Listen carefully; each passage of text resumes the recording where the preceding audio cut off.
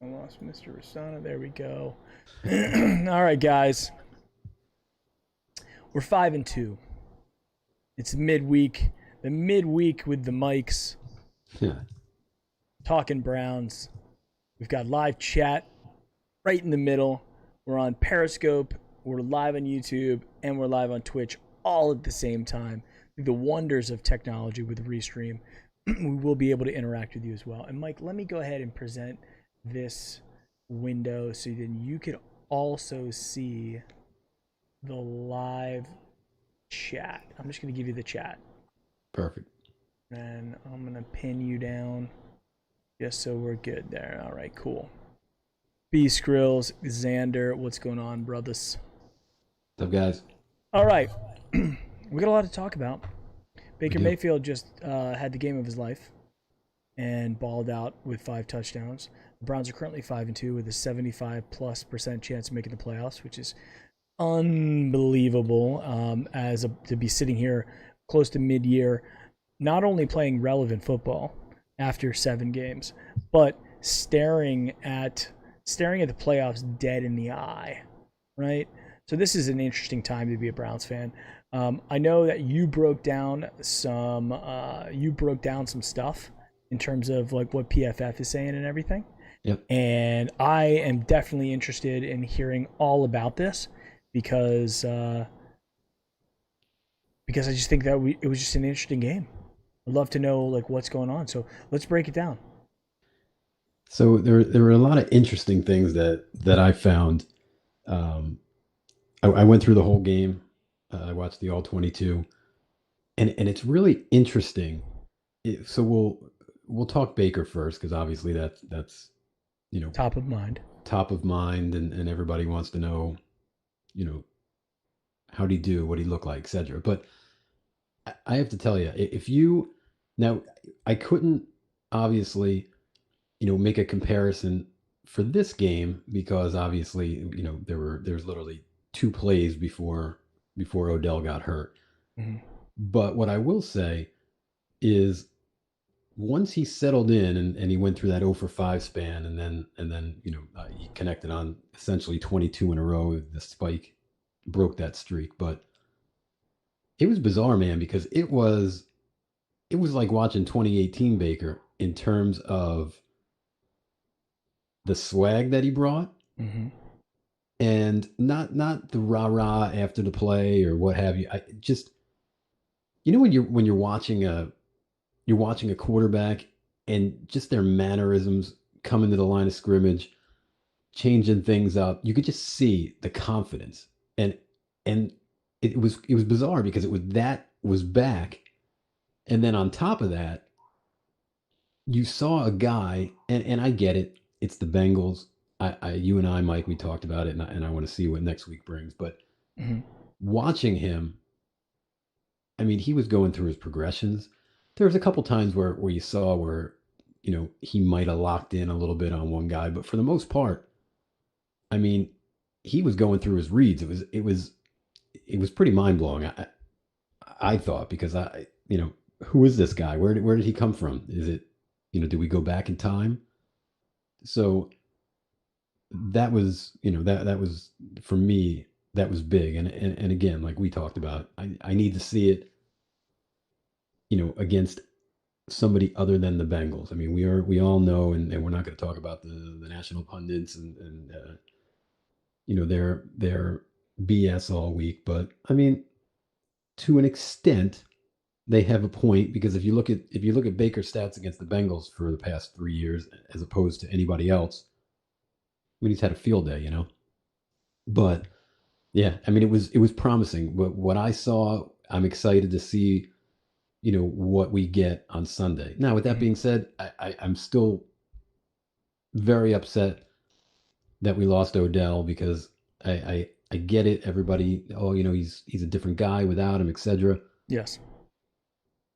With that being said, he's the kind of guy that draws 2 deep safeties and shadowing over to his side. So I don't think we're gonna, unless somebody comes out and lights the world on fire, like I don't know, maybe like a Donovan Peoples-Jones, that all of a sudden like he emerges before our eyes into a legit one, and teams are going to have to start rolling coverage that way. But for now, I don't think there's anybody on the team that warrants that type of coverage to roll his way. You could say Jarvis, but I don't think so. I think that they'll play us pretty straight up from now. Well, there's a couple plays that I thought were really, really interesting when, especially the one that I keep going back to and I was watching a lot was the Njoku touchdown. Yeah. Where if you see, and I'm sure you probably watched this quite a few times, if you see it, it was a hot read essentially because all he had to do was look the safety off to the right and then come back and just put the ball in a place where only Njoku could catch it. Njoku makes probably the best catch of his career, and ends up in the end zone in a clutch moment. Yep.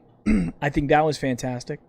I think the other thing to keep in mind that I was thinking about yesterday was the stats that Baker put up. Mm-hmm. Were not garbage time stats. No. The whole game, like we were fighting the whole game to stay alive. Yeah. And for the people that are going to come out there, the national pundits, the people who aren't really Browns fans, who haven't been watching this team or don't really know a whole lot from an expert level with the AFC North, any AFC North game, whether it's the Bengals, the Steelers, or the Ravens, it's always going to be tough, right? Yeah. Look at, any in-division rival type game. We wanted that game. It was an away game in division. The Bengals are an upcoming team, and I think they're going to be in the back half of the year are going to they're going to surprise a lot of teams. And then you look at teams like the Raiders going to the Chiefs and upsetting them in Kansas City. It's an in-division game. I don't care who it is. Right? On paper, the Raiders should have come nowhere near beating the Chiefs in Kansas City, and they went ahead and did it. So it's funny. The disrespect from people saying about the Bengals is just frustrating to me. It really is. And just on the flip side of that, only because you brought him up, I've been impressed the few times that I've been able to watch a game with Joe Burrow at the helm, and watching that film back, he's a special dude. There's no doubt about it. He's so comfortable. It really is, and I can't even describe. The timing, and the guy goes through his reads so quick, and he just processes so quick. It just looking through the reads, and then a dart, and a dart in only a place that his guys can grab it. It's, obviously you had that one that if T. Mitch, secures the catch, there were no late game heroics, and we win that game. I'm convinced. But other than that one just horrible throw, I don't even know where he was going with it. But other than that, the kid is just, we're gonna be dealing with him for a while in the in the AFC North. But I just wanted to throw that in there. Yeah, it's he has this. I feel like he's got a little bit of Eli, a little bit of Marino, a little bit of Bledsoe. Just a little bit of. There's just a lot of guys that I've seen him as a quarterback before. Yeah. I can't put my finger on it who exactly he is, but there's a lot there. Yeah. And the size, the strength, the athletic ability, the speed, the arm strength, and yeah, he's getting the ball stripped out of his from Myles Garrett a couple times. He's going to start feeling that pressure a lot more in the speed of the game. He's not used to having all of that much pressure on him like that before. So he's going to get used to that. But if you have a guy who can sit back there and comfortably zip it 40 times a game, and I just think he's going to be a special guy. I agree. I think this is a guy that we could be looking at. Is it possible that we could be looking at 4 potential playoff teams coming out of the AFC North at some point? Yeah, it wouldn't surprise me in the least bit. Yeah. So, yeah, I'm with you. Yeah. You know who is really fast too? And obviously, we know he is, but man, when you really, I watched it a couple times and just focused in on Miles. And man, he has an extra gear. There was one play, and you might remember it down. The running play where he tracked him down? That one was crazy. Down the sideline is the one you're talking about, right? The Gio Bernard where he just like Yes. ran him down. Yes, Yeah, he came. I mean, it was like he was in a different speed than everybody else. And then the other one that was just really a, a peek into the greatness of Miles is the one on Joe Burrow where he came from all the ways on the other side. And Burrow, obviously, he's not sprinting, but he's still rolling out, and he's on the run, and he's looking for somebody to throw. And the closing speed of Miles Garrett is just, yeah. I mean, he's the if he won Defensive Player of the Year, I would not be surprised in the least bit. yeah, same thing. I mean, it's interesting to me, and I know that Baker takes a lot of the heat Yeah. because of a lot of reasons. I think the Hmm. national media likes to beat up on him, and I think a lot of the people that sit there and watch national media think that they speak the truth and their opinions are the only ones that matter. And any just random Browns fan, doesn't have the right to question our opinions about Baker Mayfield. So the Stephen A. Smiths of the world and the Colin Cowherd's of the world.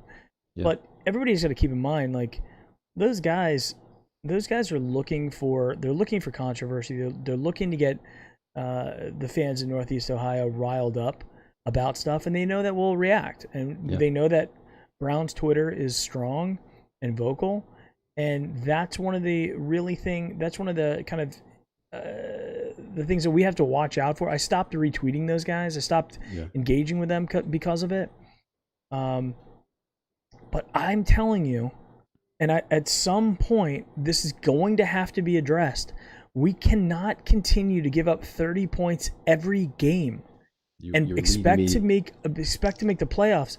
Like, I'm sorry, if we don't have the talent, then go out and get them. Stop talking about these, like when you and I were texting last night Yeah. about the rumors about going out to get other wide receivers. I get it that we want, like, if our plan is to score 40 points a game and give up 30, like, man, that's a weird strategy. And it makes you feel like that's what we're going for, right? I mean, at some point, Joe Woods is going to have to start taking some heat here because he's I the one making the decisions on personnel. I mean, I you could say that PFF grades you know are just one look in, if you will, and it's true. But I mean, they also hold a lot of weight. And Mhm. watching the film, especially on the defensive side of the ball, I mean, if you look at the grades that we're touting around on the defensive side of the ball, and then you watch that tape, I mean, they are spot on. I mean, our linebacking crew, with the exception of Malcolm Smith, who's actually playing very, very well. I think he's like 15th of 81 of middle linebackers in the game. Mhm. But I mean, he is head and shoulders above the rest of our linebacking crew. I mean, if you and look, I get it. I love Mac Wilson. I love the person. I love his tenacity. I love the fire that he brings. But man, I mean, he can't. His run defense it's like a 29.8 PFF score. And man, if you watch that tape, and it's evident, and his coverage is not that much better. I mean, you're talking about an overall. I Uh, wonder. I wonder how much the injury plays into this with I, him. I don't know because he was on the field quite a bit, so I think they might. I mean, it appears that they feel like he might have turned the corner, but I mean, you're talking about a 38.5 overall PFF score Yeah, coming that out of that him. is that the worst one that we had on the team Yes, from a on defense. that yeah that's actually the only person that he beats. And let me look. I got them all pulled up, but I just want to make sure that I'm right here. Yeah, the only other person on defense that comes close, and I probably don't even need to tell you who, Yeah, because you probably already know. Sunday. But yeah, and he's 83 of 85, and he's a and it's funny because 80. So out of 85, all safeties are just free. It's got to be all safeties. all free. All free. Okay. 83 of 85. At what point is Joe Woods and Stefanski gonna look and go? Because they're not only they have to be getting the same sort of analytics, whether they're getting it from PFF or they have their own internal quality control guys looking at it. They have to be looking at it, going, at what point are we giving up the potential development of a younger guy? How much worse could he be? 84 or 85 of 85, right? The even if he's like 71, that's still a massive improvement for us there. I know, right? I know. It's like, what are we waiting for, guys? Are they that bad in practice? But let's go get a wide receiver. Well, and then we were talking about this as well, as like, I think you were making the point like, hey, is it that we're afraid that our offense is going to suffer without having that deep threat with Odell, not being able to take the top off of the offense? I would argue that I think we're going to be just fine. If you look at what happened in the Bengals game, the Bengals don't have a great defense by any means, but they have they have some really good individual defensive players. And I would say if it allows Baker to feel comfortable, Mike, the second Odell went out, it was like the ghost of 2018 past. We just came right back in. I agree. I mean, I hate to say it, but yeah, I mean, he was scanning the field. I couldn't believe it. I mean, I guess it makes sense, but it's funny to the point that we were just making. We go, okay, so me, I'm not in the whole camp of no OBJ now. Baker is just going to be miraculous. We'll see. I hope, right. but I still think that you need to be. I mean, essentially, what I'm getting at is then the coach says, and the front office rather. I mean, we don't know what they say actually. I mean, it's just rumors at this point, but. Hey, we're going out to get we're going to get Thielen. We're going to go get a number one receiver. There was some, BS out there that Michael Thomas was available and what. I mean, I doubt it. But anyway, long story short, if we think or they think that Baker is better without being saddled with a quote unquote number one receiver that always has to be looking for him, why would we now go back out and then just get somebody else and put them back in that role to where, all right, now he's going to be trying to find Thielen all day. You know what I mean? I think I can answer that.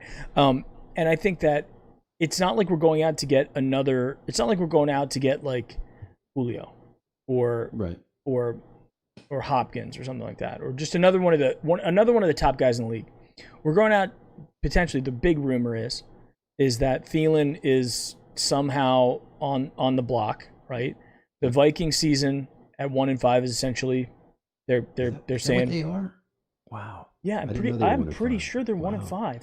Yeah, I knew they were bad. I'll double check that. Yeah. Vikings standings. Let's just take a look.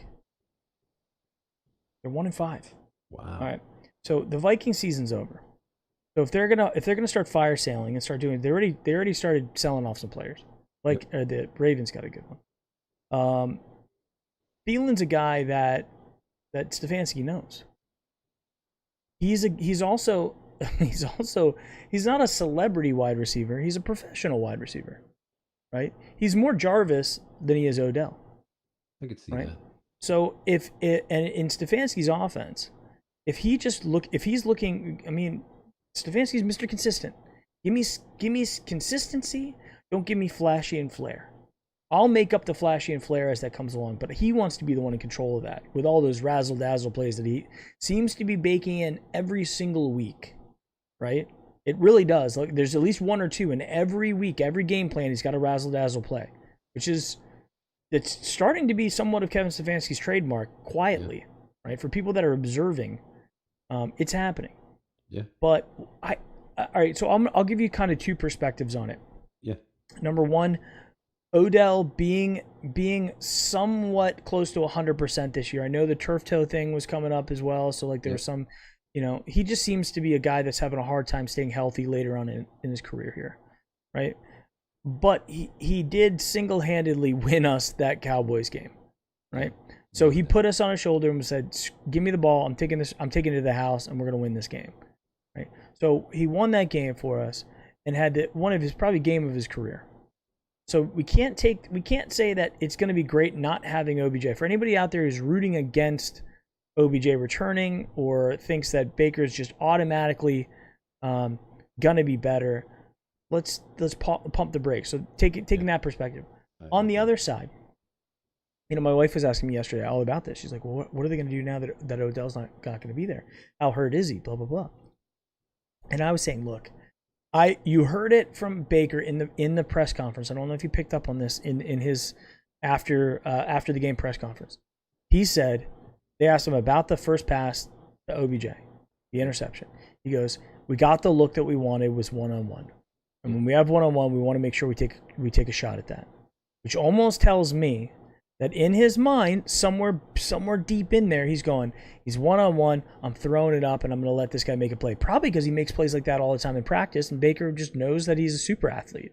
Yeah. Problem was, when he has that read, as you were kind of discussing a little bit last week, how he's just making this one read and focusing on it. Yep. The problem was, it looked to me like the Bengals masked man coverage, slid the safety in underneath, and because Baker would have had to make a miraculous throw to get it over top of the safety and back shoulder towards the sidelines over top of the defensive back. I thought OBJ didn't even think that the ball was going to be coming his way because he was so covered. Yeah, I watched it a few, and yeah, it's funny that you say that, because you talk about, that was the second play of the game, so obviously it's a scripted play. Meanwhile, if he's not thinking to himself, "I'm going OBJ or bust," he's got Landry wide open over and Bryant flat. And Bryant and Kareem Hunt. So when that play started developing, he drops back. I couldn't see on TV. I couldn't see the right side of the field. Yeah. We could only see really focusing on Baker and was going. Kareem Hunt on that. It was basically as open as he was on the touchdown pass that Baker threw to him. Wide open in the flat. So you go first play, you get 3 yards. Second play, drop back and dump it off to Kareem Hunt. Now you got another first down. You're driving. You're starting to move the ball. You can start getting a little bingo going. Instead, you heave it down, and you get a turnover. And this might have been the first turnover all year. We weren't able to turn it into points. Yeah. Right. So it was really, really frustrating. I was really upset. I tweeted out in anger, as everybody saw. No, I didn't. I also didn't tweet out, get rid of him. Let's, burn him out of town, like some of the Browns writers were doing. Right. But what I was saying, I was like, look, I can't defend this anymore. This is. I think you text me with that, as a matter of fact. Yeah, I'm like, I can't defend this. That's not. They don't teach you doing that at any level of football. Right, but Baker said that was the read because he was in man coverage. What it appeared to me that it was masked like it was man coverage, and it was really cover 3. And then the safety just saw that he was losing that deep third and just went over there and was right there. And OBJ's running downfield, knows that he's not open, and he also sees a safety there, so he's like, why the ball shouldn't be here? There should be 2 guys that are taken out of the play, which should open up 1 or 2 other receivers, since it's zone coverage, right? But I don't know. Yeah, and we can speculate all day, all night, into the next day.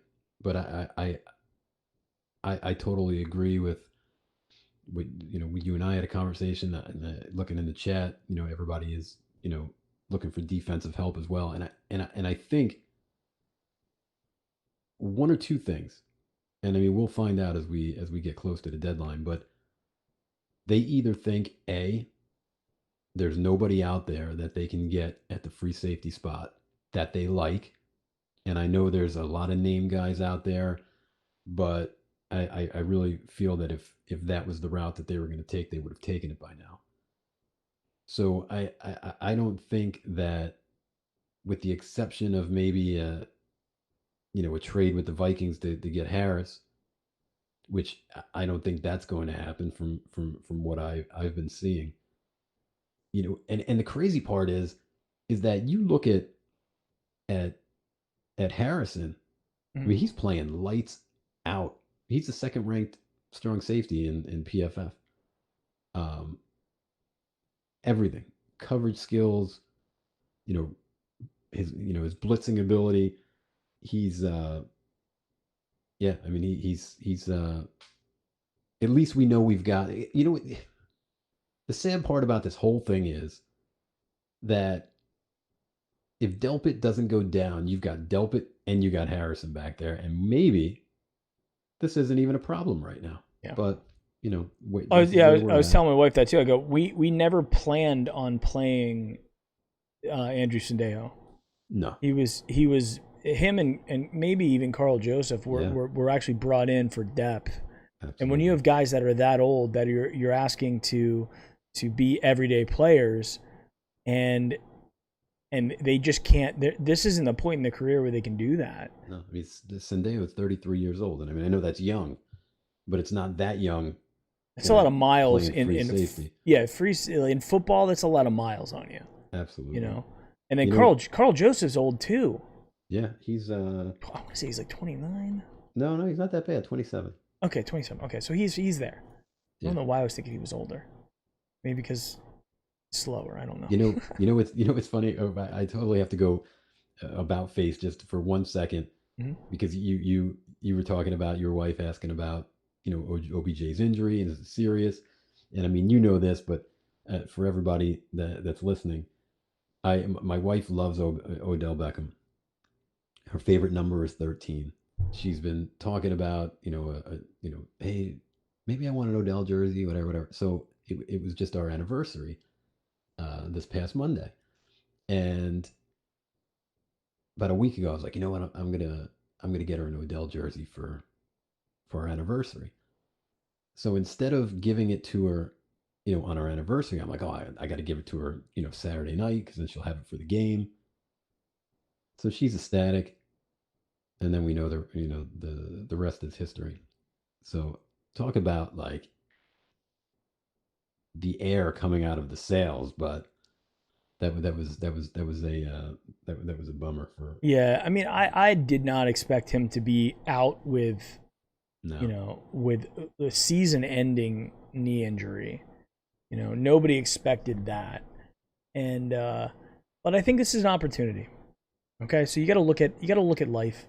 Like when you get dealt that hand, you got to play it, And this is gonna potentially open up Baker from not having that automatic hot read where it's Odell's one-on-one coverage, just heave it to him. To looking at the guys that have talent as well. Like, look at what Higgins is doing. Look at DPJ, the opportunity. Look at Harrison Bryant. Look at Njoku. Austin Hooper's going to come back. We still have Jarvis Landry. We have Nick Chubb coming back. We have Kareem Hunt. We have a lot of talent on this offense that, yes, while having OBJ there is absolutely a benefit as well, but you can make the argument that the gelling was never there. I mean, with only 4 games as a Brown, as he goes over 100 yards receiving, right? I mean, that's not a ton of production. Now, yes, there's the injury argument. He wasn't 100%. He's never really been 100%. But you also have the smell test. We've been watching the games, for all the great things that Odell brings in terms of the talent, in terms of all the wild and crazy catches that he has the ability to make, and he's made some really amazing ones. He's also dropped some passes. Yeah. Right. He's also been a distraction.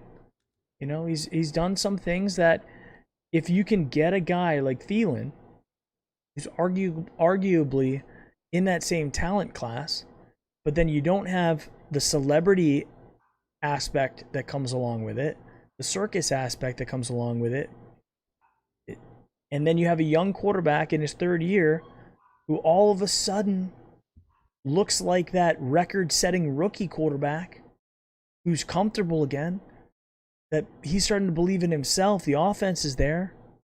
The offense around him seems to be also believing in him. Is it that bad a thing?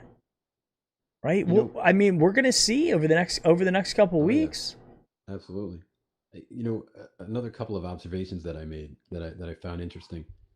One being, there were several running plays where I believe that if you had Nick Chubb that was carrying the ball, these runs go for a bigger chunk of yardage. And not to take anything away from Kareem Hunt because he's a fabulous player, but it was plays in the realm of when Chubb hits a hole and all of a sudden there's that little bit of a seam like to the right, and he makes that little jump cut, and then he gains another 5-6 yards. There were at least 3 or 4 of those that I saw, rewatching, that I can guarantee you that if Chubb's back there, it goes for a little bit bigger chunk plays there. Mm-hmm. But I mean, and point being is, once he comes back, and we're looking probably the game after the bye, I think, I mean, teams are going to have to respect Hunt regardless. So, it's not like everybody's just going to, totally sell out one way or the other. But mm-hmm. I think when Chubb gets back, I think everything will be okay, I guess is what I'm getting at. And there's there were so many bright spots. I mean, well, we're also a heavy running team when we had Chubb and Hunt back there for good reason. Right? And Wyatt Teller, and Real Browns fan 32 saying, I think having Teller back is huge. Is Teller back now? Is he practicing? You're going to laugh, but they said that there's a chance that he may go on Sunday. But again, and I know it's not, it's not, the be all end all, mm-hmm. but Hubbard's been playing really well. And yeah, he hasn't been playing bad. No, not at all. I mean, he's very, and he hasn't played a lot, but he's very highly ranked in the PFF world. But man, watching Jedrick Wills, man, that was such a solid pick. That kid is so good. Yeah, so good. Well, how does he compare? How's he comparing to the other guys like Malik and some of those other guys that were up there that were kind of like in the conversation? So you mean from a tackle perspective, like the rookie class Becton, and he's at the top of the class right now. He's middle of the road in terms of I don't want to say middle of the road, but he's obviously he's a rookie. So comparing him to the upper echelon guys in the league, obviously he's not there yet. We don't expect him to be, but he's head and shoulders above the other rookies at his spot. And, this is one time where, and I know it's one game, but watching him on the playback, the kid's good. Like, I don't know what the specific grade was for that game. I know what his overall is, for the season, but, his run blocking is a little worse than his pass blocking, but I got to tell you, watching that film, he was all over the place. He gets to the second level. Mm-hmm. He seems like he's always where he needs to be. And as a pass blocker, Baker couldn't ask for anything more on his blind side. He's stonewalling guys, and guys that do beat him, he's finding a way to push them back past the pocket. And as we saw, Baker was actually stepping up in the pocket, and still delivering the ball and delivering the ball. So it's going to be interesting. That's for sure. I think too with what we're starting to see. I think if you think back to Baker's Baker's progression in his career so far. Again, off to that great start in 2018. 2019, he has a big regression year, right? And that puts a lot of question marks in a lot of people's minds. Can he be the guy? Is he the guy? Is he a bust? Right. You know, people are saying that.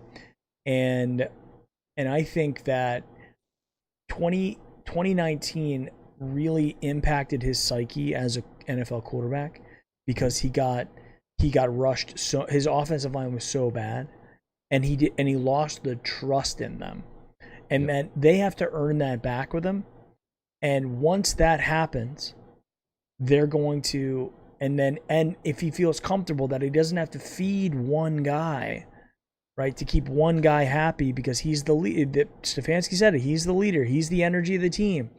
How are you going to have a guy who has 1 or 2 catches a game or 3 catches a game? How do you keep that guy happy if he's the energy of the team? Like, you know, like these wide receivers that are out there that are doing this, like you gotta keep him happy by throwing him the ball, right? Which leads there's something deep in your head as a quarterback going, I got to get this guy the ball. He's not going to be happy.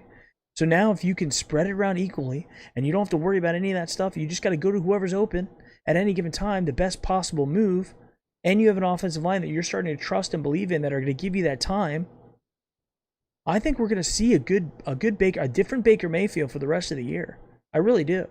And it's not, it's tough to say because it sounds like I'm just bashing OBJ, and I don't think OBJ is good for the Browns or good for Baker or anything like that. I'm conflicted with it because obviously I recognize the talent, right? And I was one of the most excited guys in the world when we landed like Odell Beckham, to see a guy with a superstar like that. We haven't had when was the last, other than Odell? Who was the last superstar that we had on the Browns? A legit superstar, celebrity, at receiver? Like at any position.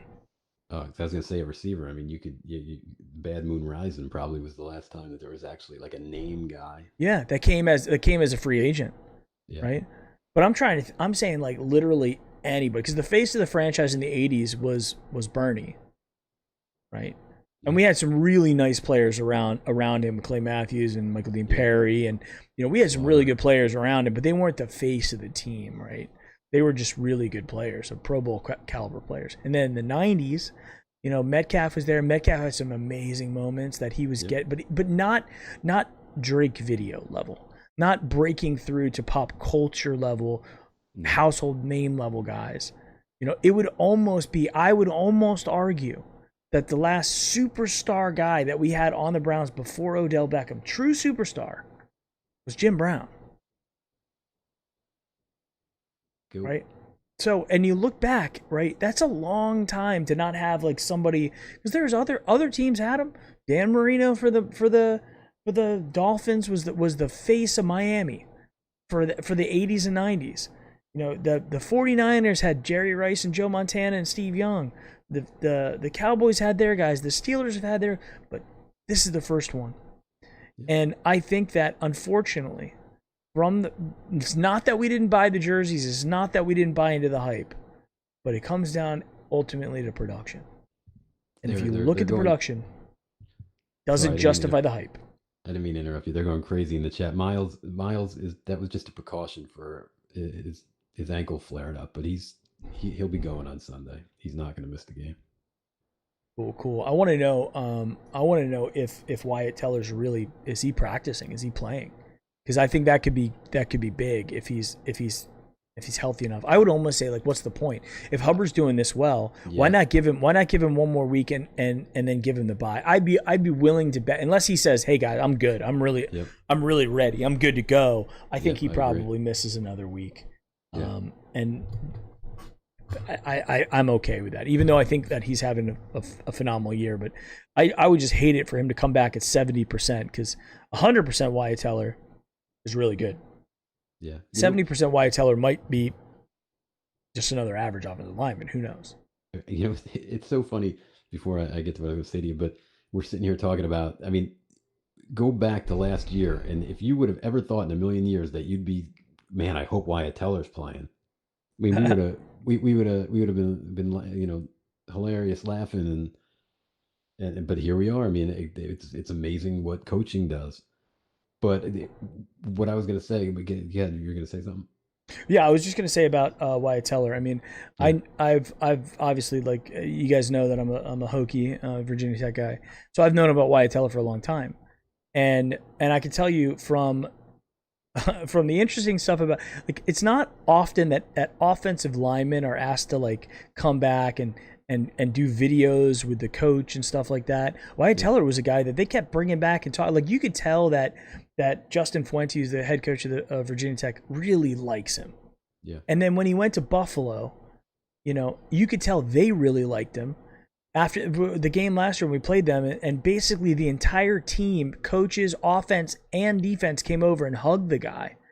yeah, That was a big statement to me. That was like a, hey, beyond just the nature of the game, people really like him. And I think that goes a long way in life. To have somebody that just everybody genuinely is, like, magnetically attracted to hmm, is a good thing. And if you look back at our offensive line the last couple of years with, with Corbett and G-Rob and some of these guys that just didn't make it, that we wanted to make it, we drafted or we brought in to make it, and they didn't. And then we bring in this guy from Buffalo that most people have never heard of, and he just starts bawling out. So let's just hope that he comes back and he's going to continue to have as good a years as he started. yeah. No, I agree. Hey, David, all the ways from Melbourne, Australia. Um, I know earlier in the chat people were saying, What's up, "Hey, David? trade Njoku for whatever." Mm-hmm. I'll be honest. I don't want to see him go. I'm enjoying having these three guys, as weapons at the tight end spot. I mean, unless it was something that was, you know, a mind blowing deal and you had to throw him in, I, I I don't agree with getting rid of him right now. I like the having the three of them at the tight end spot, and they're all playing extremely well. Yeah, I mean, look at it like this.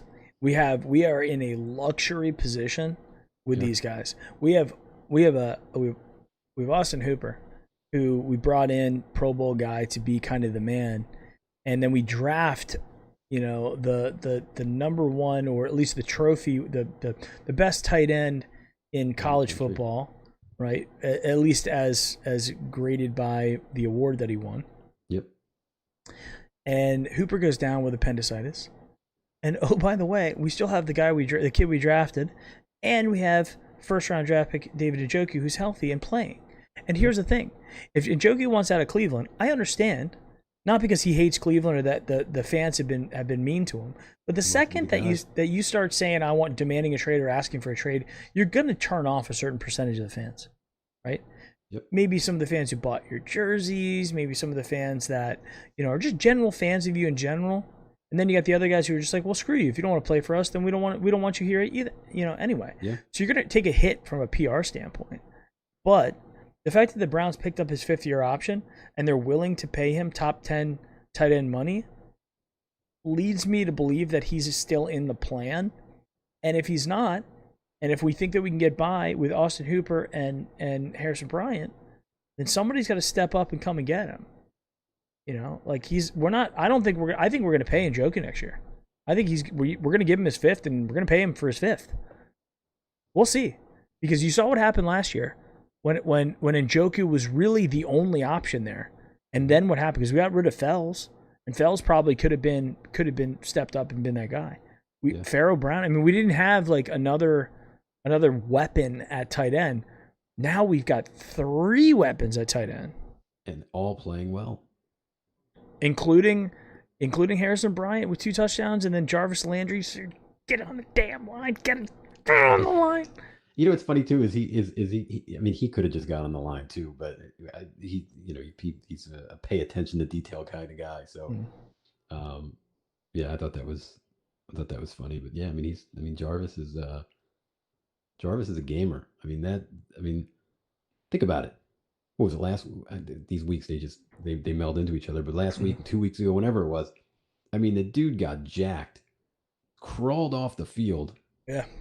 turns out he has a broken rib, and he's back in like 2 plays later, and I mean, making catches where he's extending, and yeah, I mean, Jarvis is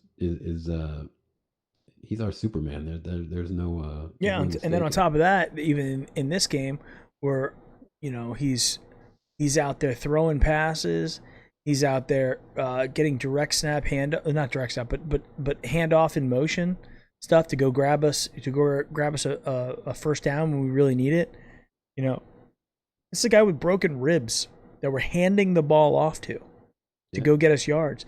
Like, do we not have anybody else with any acceleration that could go get us a couple yards? Jarvis isn't the fastest guy in the world either. No. Right?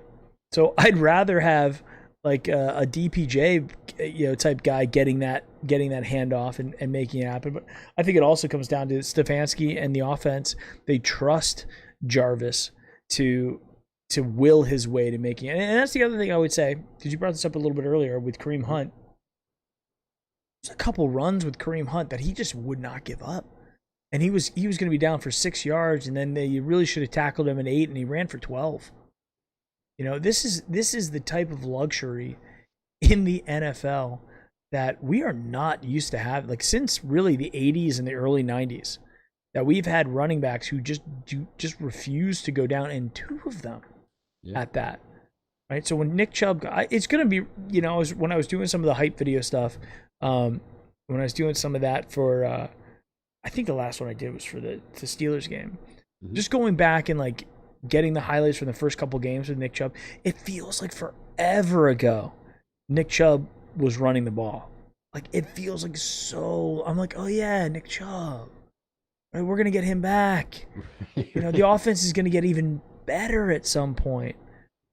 Yeah, you know who I'm if you said to me, who is the guy on offense that you want to see take over that quote unquote number 1 receiver role?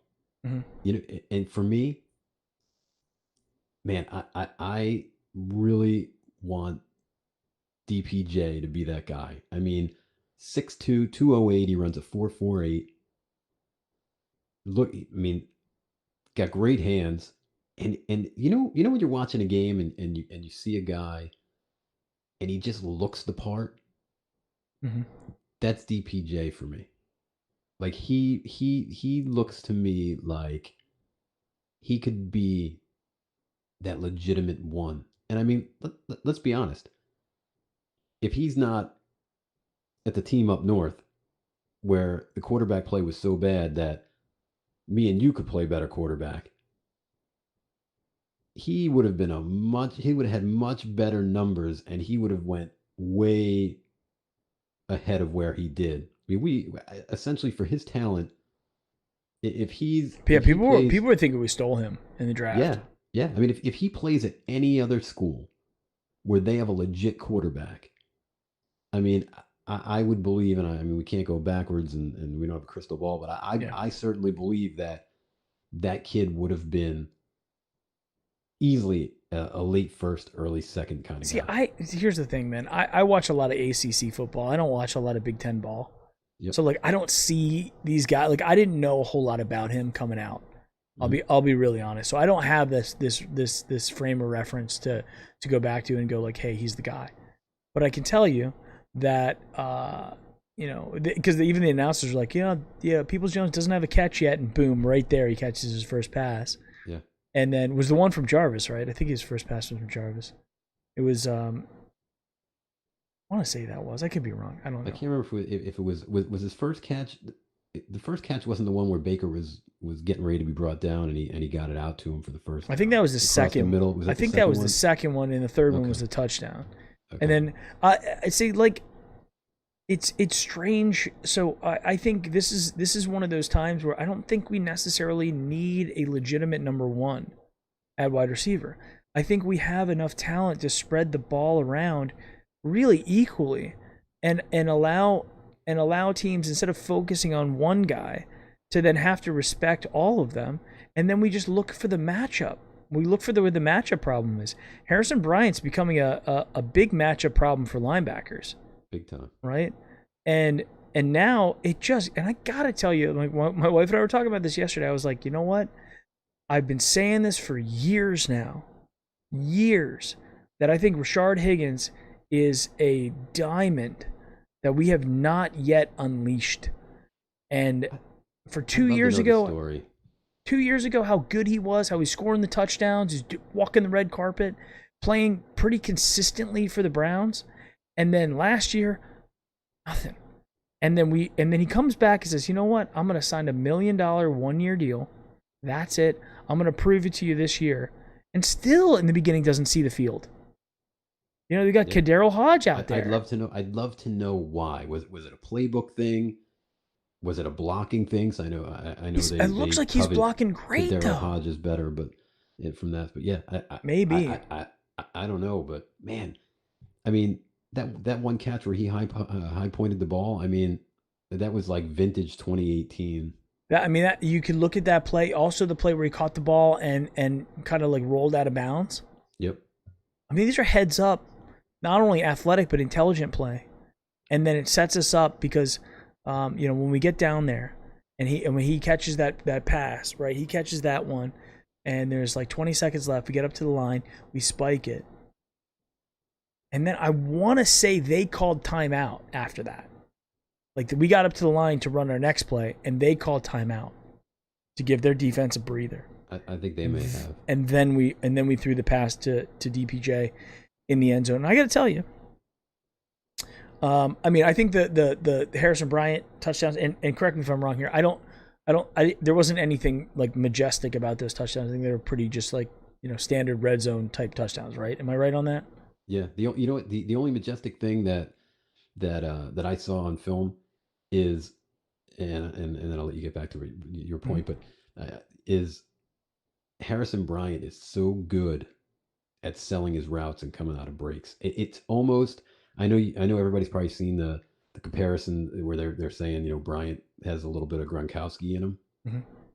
There was one route that he ran and a totally different build, etc. But there was a route in particular that he ran. They were going from east to west, and I'll have to find it and take a video of it to show you, Mike. But man, it was such a reminiscent of a Gronk route. Like, just, it was beautiful, and he was wide open. And I just wanted to go back. He's a matchup problem. To that. And yes, and that's why I wanted to go back to, because you just mentioned how he's becoming a nightmare for linebackers, and he really is. I mean, he put his foot in the ground and made a cut, and it was like wide open. I mean, how crazy would it be because we missed out on Mark Andrews. We couldn't get him. Yep. Which would have been great to put Mark Andrews and Baker Mayfield back together. So we weren't able to get a guy like that. The guys that are out there that are just the studs of the league, like the Travis Kelce's and the Gronkowski's. I mean, they've got homes; they're not going anywhere. Yep. And those are kind of the guys who kind of have taken over the league after like the Jimmy Grahams and the Tony Gonzalez have kind of like faded out a little bit more. Even though Jimmy Graham's still technically he's still playing and still productive. I mean, strangely.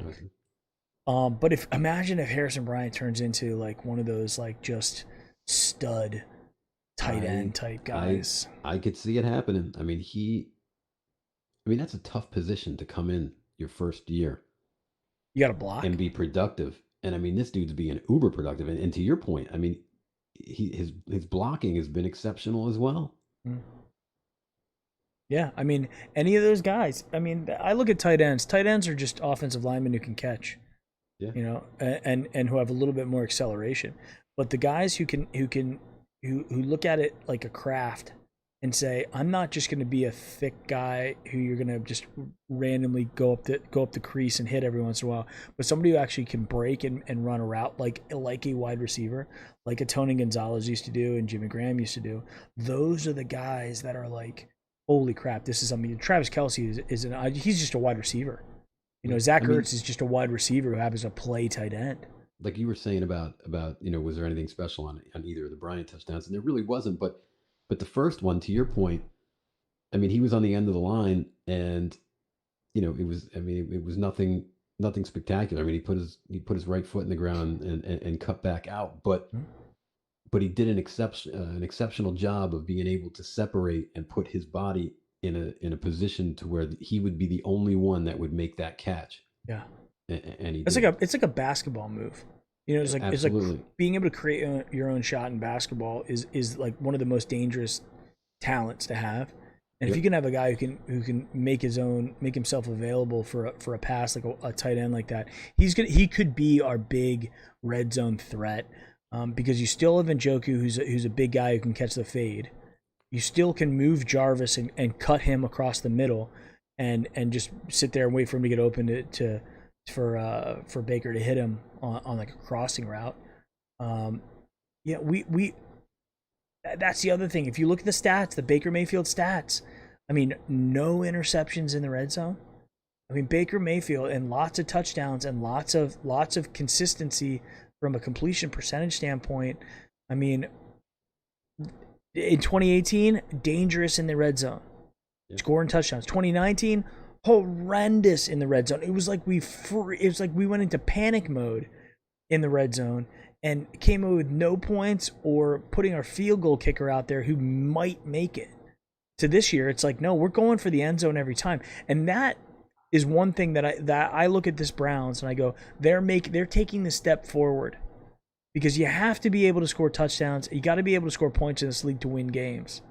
And they're looking forward to doing that when they drive down the field and do it, other than against the Ravens and the Steelers, who were two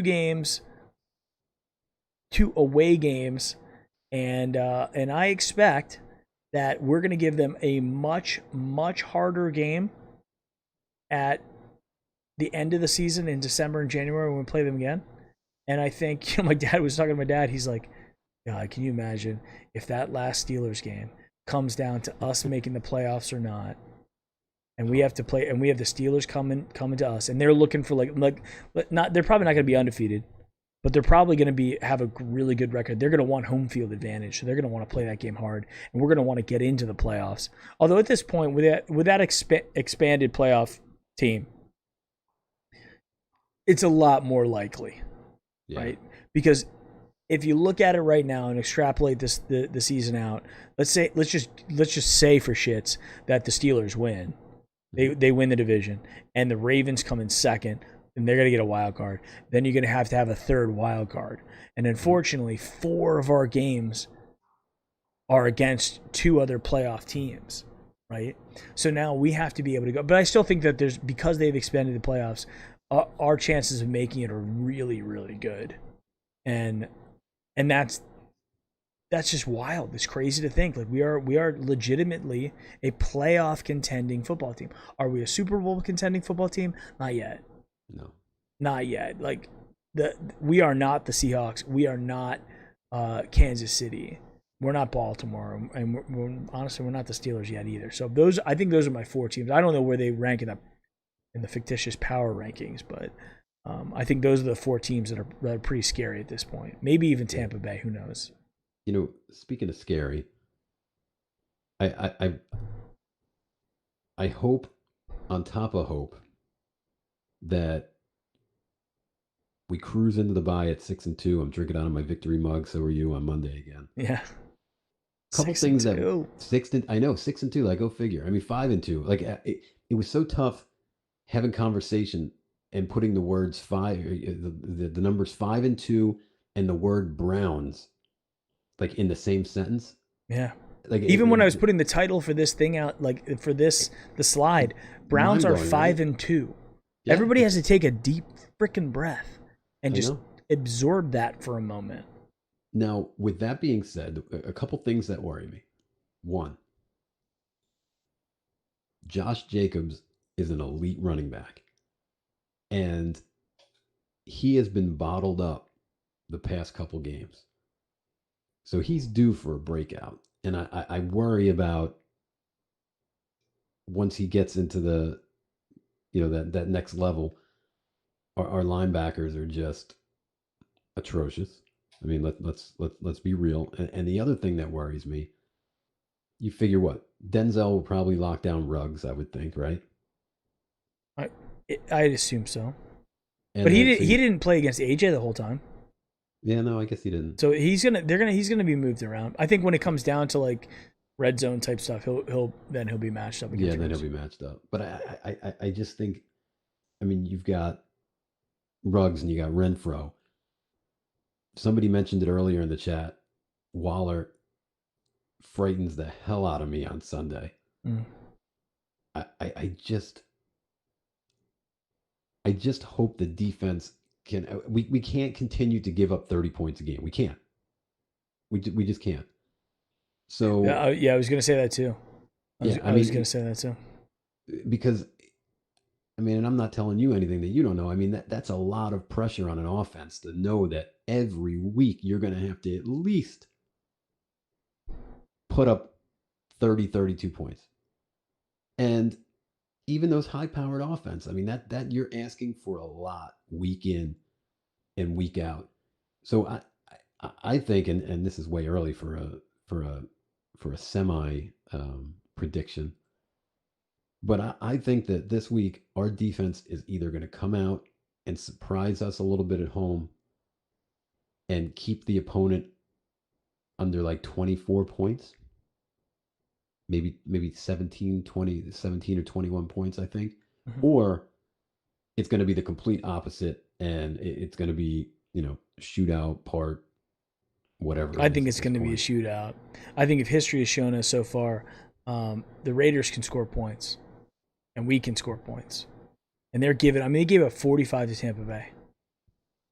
At home, they gave up 45 to Tampa Bay. So, and I think Tampa's got a good offense. They've got weapons on offense, and Tom Brady and Gronk and all those guys. They have good offense. But I think we're going to about their defense. And Tampa's defense isn't bad either, right? They held them to 20 points, something like that. Yeah. So, but I think that we can. I think it's going to be a lot of points scored. I don't trust this defense at all. I didn't trust them. If we're letting Joe Burrow, rookie quarterback, and not to say that the Bengals don't have a talent, because the Bengals have a talented offense. They are scoring points. Their problem is they can't stop anybody on defense, right? And they're also getting some knucklehead plays. So like the Joe Burrow fumble, and if T. Mitch catches the ball, that might have been the game right there. We wouldn't have had to even come back with that last minute drive. So who's to say? But I haven't done a ton of research on the Raiders yet. I'm just kind of getting around to it now. I'll have more in the pregame show on Sunday. But just at first glance, I think we can score points. And this is the first time in a really, really long time that I do feel that there is a legitimate home field advantage for Cleveland. Right? I think that when we go to play away teams, it's risky, man. So, and then we got, somebody mentioned in chat, we have a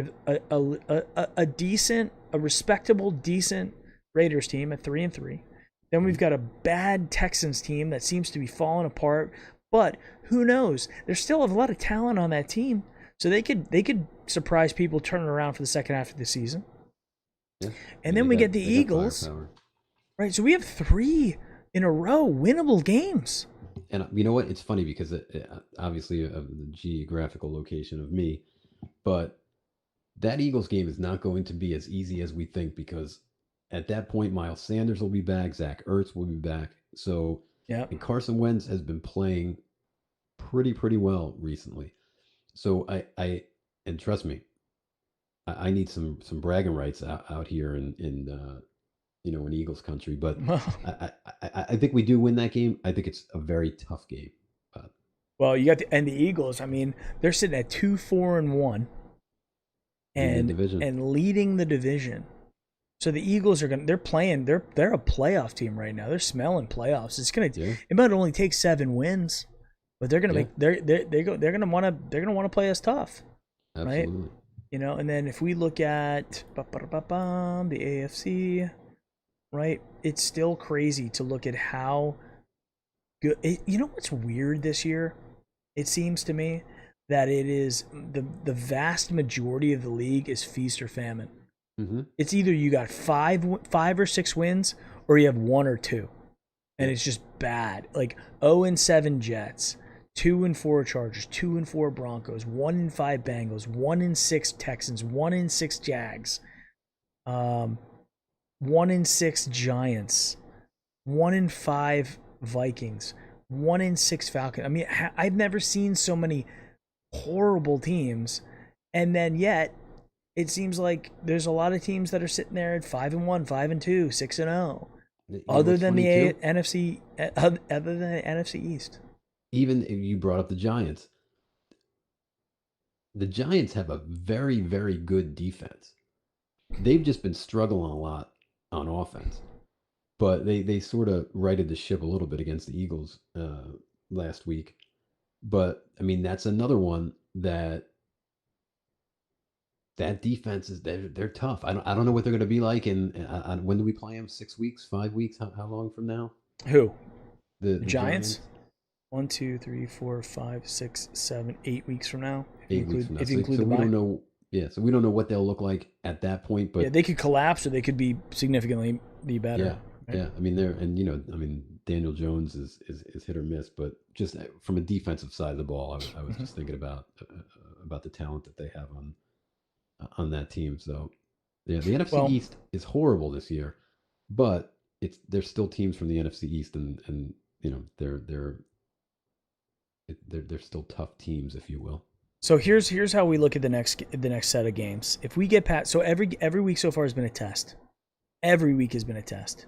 The Bengals week, can we bounce? Because you look at the first week of the season, how are we better or worse? Are we going to continue the Freddie Kitchens, or are we going to get excited about Kevin Stefanski? And we failed that first test pretty bad.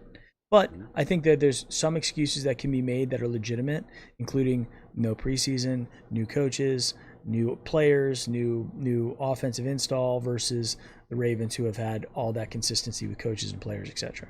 Do you think, I got to ask you this, do you think that the Browns released the Stefanski post-game speech because Harrison put it out there on Instagram Live?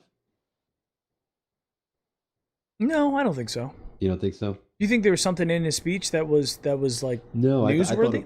I thought it was exceptional, but I we got a slap on the hand for it. But I just found that it's sort of, and not in a bad way, almost that he put it out there, the Browns knew about it, and they were like, we want you to hear the whole thing, and then released it. Me personally, I don't think we hear that if Harrison doesn't leak it on his Instagram or Snapchat or whatever it was. But well, we've had a couple. I mean, the building the Browns have put some of the locker room stuff in it. So yeah, that's true. Yeah, I don't know if I'd put a ton of weight into that. But looking at our schedule, so I said the next 3 games are winnable. The next 4 games are winnable because the Raiders come into town, then the Texans. one in forever Texans, then the 2 in forever Eagles, and then the Jaguars. And the Jaguars are coming to Florida, and I got to tell you guys, as a Floridian, I will personally guarantee that we will win in the state of Florida. So we're winning that game in Jacksonville, 100%. Lock it in. All right, I might actually be at the game. My dad and my wife they want to go, and I'm sitting here and I'm going, guys. I've seen the Browns play in Tampa, in Miami. I've seen the Browns play away games, and I'm looking at it like, because the tickets for a decent seat there are going to be $150 minimum, probably more like $200 a seat, plus travel, plus a hotel, plus food and all that stuff. I mean, we're easily going to be in well into $1,000 to go to this game, right? For just a couple tickets, right? Or we wait, we don't go to the Jaguars game, and we pick a late Cleveland game. Maybe we go to the Steelers game, last game of the season. Maybe we go to a playoff game. I don't think that we're going to have a chance of. I have to look at how the schedule is. I think every wild card team would play away. I don't think there's a chance that a wild card team plays a home game, unless it comes down to like the AFC Championship, wild card team versus wild card team, and then whichever wild card team was the higher seed, I guess, would get it. But and it doesn't look like this year we're going to be in a position where we're likely going to have a home playoff game. But I mean, that would be an interesting thing to do. because it looks like right now we'd have to play Kansas City, which would be, pretty horrible playoff game play. But there's still a lot of season left, so who knows what's going to happen. I think Sunday is big time. Is it must win?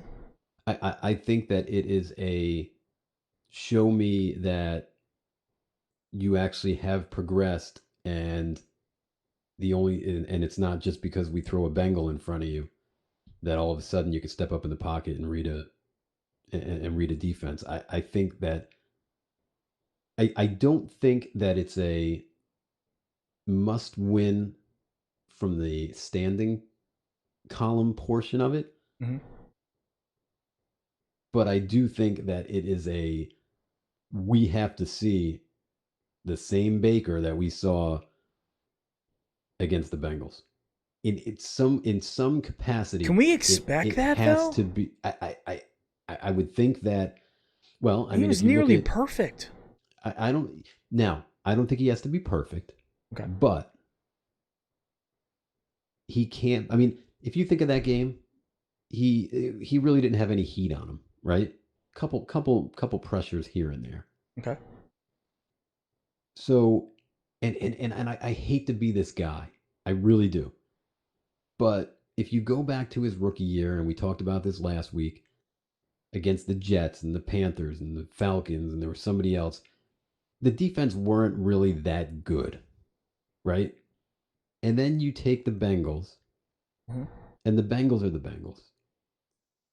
Yeah. And he played well, there's no question about it. But I think with the Raiders' defensive front, I think they'll get some pressure on them.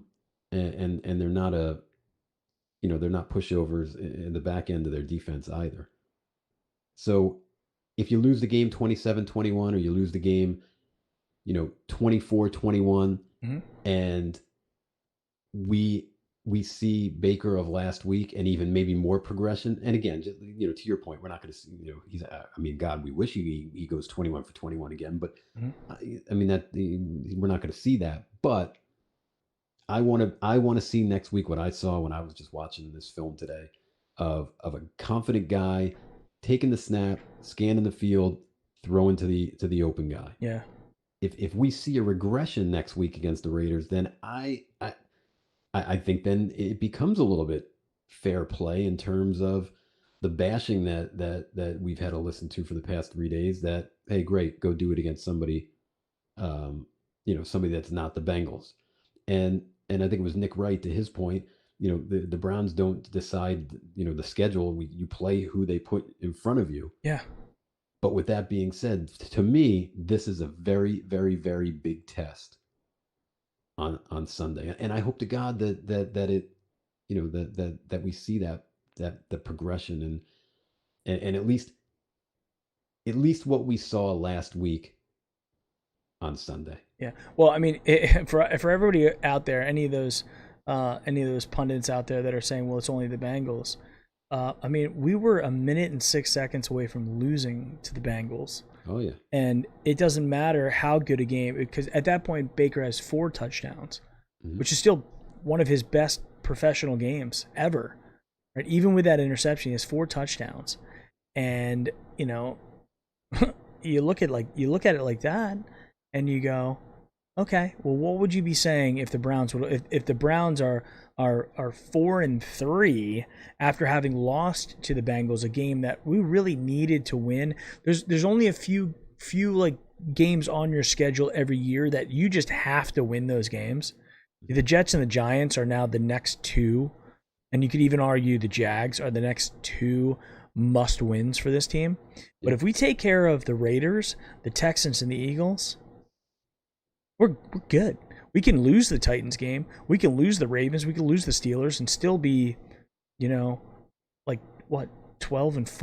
No, 11-5. I mean, come on.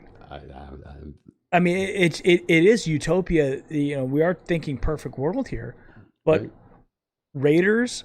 If we got past the Colts, if we got past the Cowboys with Dak, right? If we got past the Colts and the Cowboys. And a team in the second half that's going to surprise. The second half team, I bet you, is going to be the Bengals. They're going to be the comeback team in the second half because Joe Burrow's just that good, and he's getting more reps. So they're going to have a good team in the second half of the season. They're going to win some games. But the 3-3 Raiders, I want to respect them as a viable opponent, but we can't say that the Raiders are the Steelers or Ravens. No. And we're not going to go into that game intimidated either. Right? At home. In Las Vegas, maybe it would be a little bit different, but at home, that's our place. I think we're going to do okay. I think we can beat the Raiders at home. If I were betting, I would bet the Browns win that one. Then we have 3 home games. Like, whoever put this schedule together, the schedule gods really, really landed in our favor, right? Because we didn't have a death hard opening part of the schedule, and then the middle is still somewhat soft. Although I think if anybody was said the Eagles and Texans would be soft games in the middle of the season before the season started, that'd be crazy talk, right? With the Texans and Eagles, people would pick them to the Super Bowl, right? Not top 10 potential pick in the draft. But these are how the cards shake out. With the Raiders, the Texans, the Eagles, the Jaguars, there's 4 winnable games in a row. Let's say, Mike, that we win. Let's say that we win 2 of the 4 games. Okay? So now we are 7-4. Going into the back half of the season, that includes the Giants and the Jets. If we're 7-4 at that point, we have to win 3 of the next 4. Because we're 7-4, looking at the Titans, the Ravens, and the Steelers to get to our 10th win to get to the playoffs. That's going to be that's a challenge. It's a real challenge. We got to win 3 games here. Yeah, and I know somebody in the chat just said that. I'm assuming it has to be me because I'm the long-haired guy, but that I want Baker to fail, and that couldn't be further away from the truth. Yeah, you can be critical. You can be critical of somebody and still want him to be successful. Absolutely. I mean, man, I hope he takes us to a Super Bowl and wins the Super Bowl MVP. But I mean, at the same time, I have to be objective and look at it for face value and for what it is. And I mean, as of right now, last week was a great indicator of maybe there has been some progression from what we've previously seen, and we'll find out on Sunday. And I hope to God that we see it, and he continues to progress, and he, eventually becomes one of the best quarterbacks in the league. But we got to see that improvement. And up until last week, the jury was out. I mean, you thought it, I thought it, other people thought it, and he showed us a glimpse of why we drafted the guy. Let's see now what he brings to the table on Sunday. And now let's start seeing the progression. Because look, here's the bottom line. We lost OBJ, right? So for everybody out there that was saying Baker was not playing well because OBJ was ruining his game, unfortunately now, due to a freak injury, this poor guy is now out for the season, and now you're going to see is he going to be that guy? Was it OBJ the whole time? I don't believe that. I believe that you need to progress as you go, and you have to learn. So hopefully he's getting to that point, and we're going to see it continuing down the road. But man, before last week, if I said to you, Mike, are you 100% confident that Baker can read a defense post-snap process and rip it to the open guy? What would you tell me? I would say he hasn't proven that he can do that consistently yet this year. Exactly. So, which was frustrating to all of us. Absolutely. So it's not that I'm setting the bar so high for him to fail. I just want to see steady progress. I want to see. I mean, we drafted the kid number 1, right? So you draft somebody that high because you believe in them, you believe in what you saw, you believe in what they're going to be able to do for your franchise, and we weren't seeing what we wanted to see, and last week we did. So Yeah. let's see if it's just the same old Bengals and he's just really exceptional against them, or next week, boom, same guy, confident coming to the line of scrimmage, dropping back, scanning the field, hitting the open guy. We'll see. I'm looking at the Raiders right now. I'm starting to like really kind of hone in on them. Mm-hmm. From a defense yards per game perspective, they're pretty far back. 30, 29, 26 in the league in yards per game. Passing yards per game, they're 28th. Rushing yards per game, giving up, they're middle of the pack. They're probably like 15th. Points per game, second to last with 32.8. That's good for us from a defensive standpoint. The challenge is we're fourth from last at 31.6.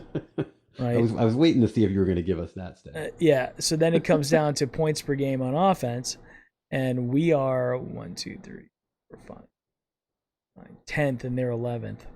So we score 28.6. They score 28.5. Right. This is going to be an evenly matched game, and I think the line's at like 3 points or 3.5, which is basically just the home field advantage. So they're saying it's a coin flip, and they're giving it to us because we're playing at home. Mm-hmm. Right. So we'll see. I mean, but I think the one kind of interesting thing from a defensive standpoint, from a yards per game, they're middle of the pack, right? They're probably 15th around with yards per game. Pass per game, they're really bad pass per game, so they're giving up a lot of passing. So that's going to open up the passing game for us. Rushing, and I think we're the best rushing team in football. Third best from yards per game, second best overall in terms of rushing. So yeah, I mean, we're pretty good running the ball. When we're kind of towards the back half of the league in passing, yeah, we're almost one of the worst teams in the league passing. Well, definitely in the 20, like high 20s for passing. So it's going to be interesting, guys. Like, I think we can win this game. I think we can beat the Raiders. I think I will be disappointed if we lose that game and go 5-3 because I don't want to lose that game. Right.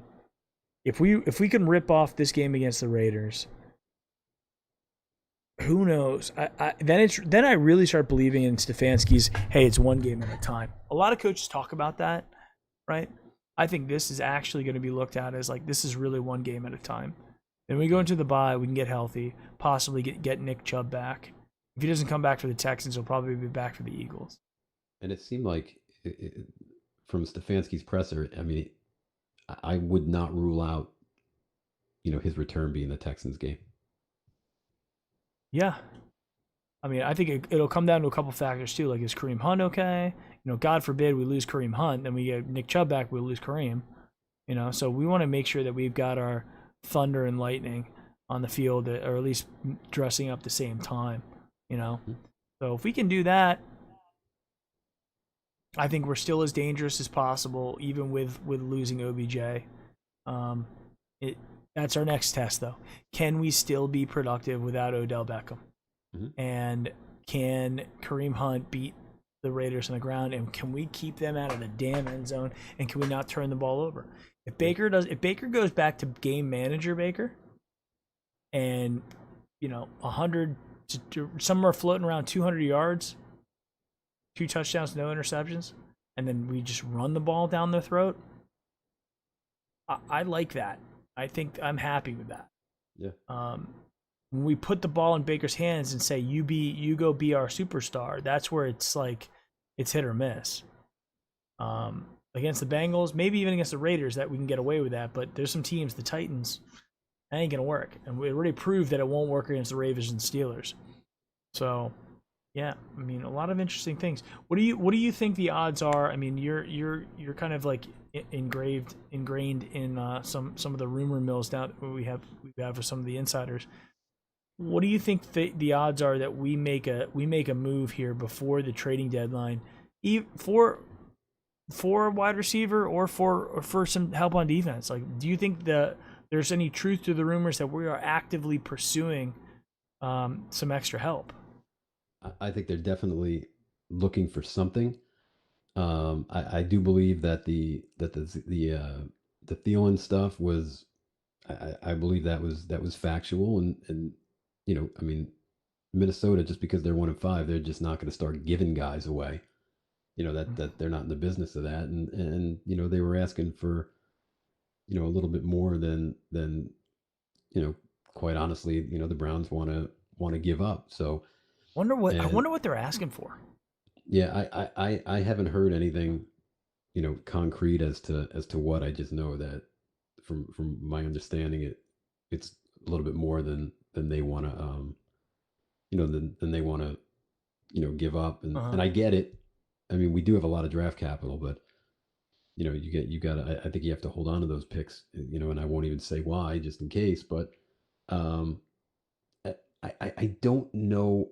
I found it interesting that Everson Griffin there wasn't even wasn't even in the conversation. I mean, he I thought for sure that might have been in play, and as we know, he went to where'd he go? Was it Seattle? Where did Everson Griffin go? Don't know. Don't remember. Yeah, I can't remember. I feel like I'm getting him mixed up with because Dunlap just went to Seattle. But where did Dallas just send Griffin? Was it back to Minnesota? Get up. Totally drawn a blank on that. But I thought he was in play for us, and he wasn't. So that I find that interesting. Detroit. Yeah, Detroit, it was close. It was close. Yeah. Yeah, he went to. I knew he was back in the division, but and that's another guy like Dunlap. At the end of his career, I mean, the guy is tweeting out, I got an apartment for sale and cheap rent. Like, nobody, you don't want that in your locker room. So I was hoping that we didn't go after him. But I mean, yeah, we can't. If they're asking for anything more than like a 5th round pick, I think at this point for Adam Thielen, I think that's probably where, like, what are you talking about? He's a 30-year-old guy who had 30 receptions last year in an injury-prone year. We only played 10 games. He's played 6 games so far. He's had 32 receptions, so he's on pace to have another 90-plus reception year, right? Yep. But he's 30 years old. Right, so this isn't a guy that we can really put. Like, how many years has he got left? 2. Right. And even so, like, out of that, how many are we looking at in terms of like being a top tier guy this year, maybe next year at 31, and that's pretty much going to be it for Adam Thielen. Yep. Who knows? But I don't see us giving up any more than a 5th, or maybe a 4th with a conditional something with it. Yeah. We're certainly not going to give up like Njoku or him. Like, and it's funny because a bunch of people in the chat, are very high on Miles Jack, and man, I mean that would be a great addition, but contract and what you'd have to give up for him, I don't see that as a realistic type of transaction. 25 years old, and yeah, I mean he's a stud, but I mean, yeah, the money and the I mean, you're not getting Miles Jack for a 3rd round draft pick. It's just not going to happen. And that's the thing, like,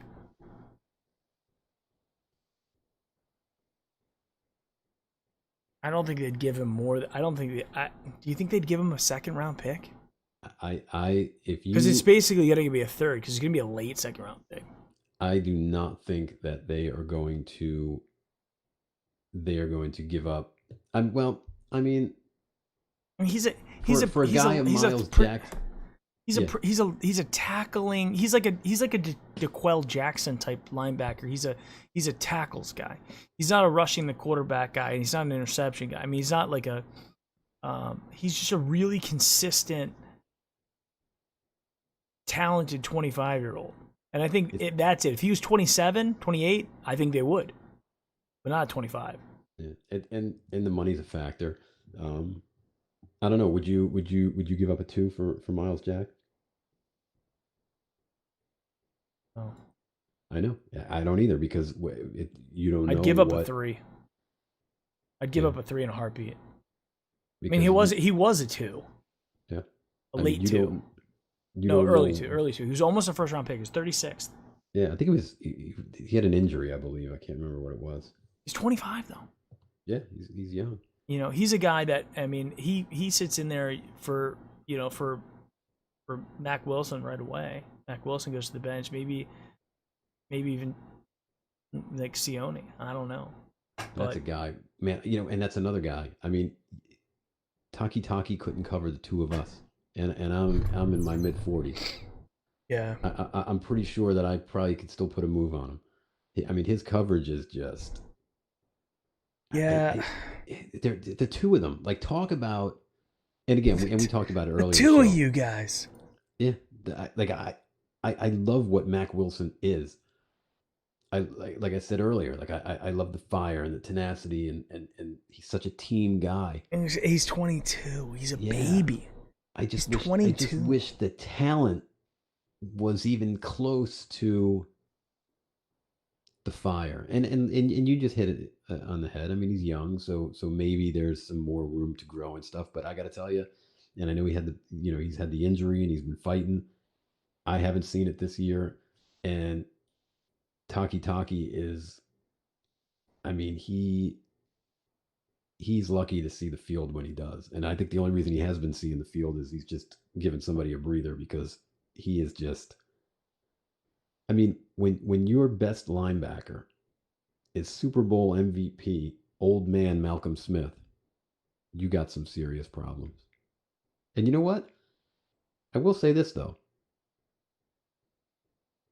Malcolm Smith for Joe Schobert or vice versa. Not bad. Drop-off hasn't been that bad from that spot. Not at all. At all. I actually, if we were able to keep Joe Schobert, we weren't going to pay him. Mm-hmm. We're going to pay Joe Schobert big-time money. You get the same production out of Malcolm Smith. Yeah, Malcolm Smith, 25 tackles, 1 interception. B.J. Goodson, 33 tackles, 2 interceptions. Now, B.J., I think, has got some talent as well. He's having one of those problems about being in the right place to be able to make it. And I think he's more he's got the size. I just don't know if he's got the speed. But Malcolm Smith, being 31 years old, still being very productive. If you look at Miles Jack production this year, it's kind of right in line with Taki and Goodson, and even he's almost exactly what Malcolm Smith's given you. But he's 25 years old. Yeah. So I think next year in the draft we're going to have to address safety, and we're going to have to address linebacker, because Taki was drafted in the third round, and Mac Wilson was drafted in the 5th. These aren't guys that we are committed to like with a blood pack by any means. These are guys that are like, hey, it'd be really great if Taki was productive. It'd be really great if Mac Wilson. So Jovan just said in chat, Joe Schobert's a 36 PFF grade. Compared to Malcolm Smith, what is he, a 70? What was Malcolm? 70.6. Yeah. Yeah, we made out there. Yeah, absolutely. And now let me ask you this. And this actually, this was on my mind before Mick just put this message in the chat. But what if I told you, right? I want to see if this excites you, and I want to see if it excites the chat. What if I told you that we're not necessarily able to make a trade at the deadline for the defense, right? But a healthy Greedy Williams comes back after the bye to play on the other side of Denzel. How do you feel about that? Do you feel like we just exponentially upgraded our secondary? Exponentially? No. I think a little bit. I don't think T. Mitch is necessarily the problem. I think he's played fine. I think Thomas has actually played pretty well as well. Those hands of T. Mitch, he dropped 2 picks. Well, Greedy doesn't have an interception yet in the NFL, himself. So we don't know what kind of hand. I think Greedy probably makes those catches. Yeah. Maybe, at least one of them.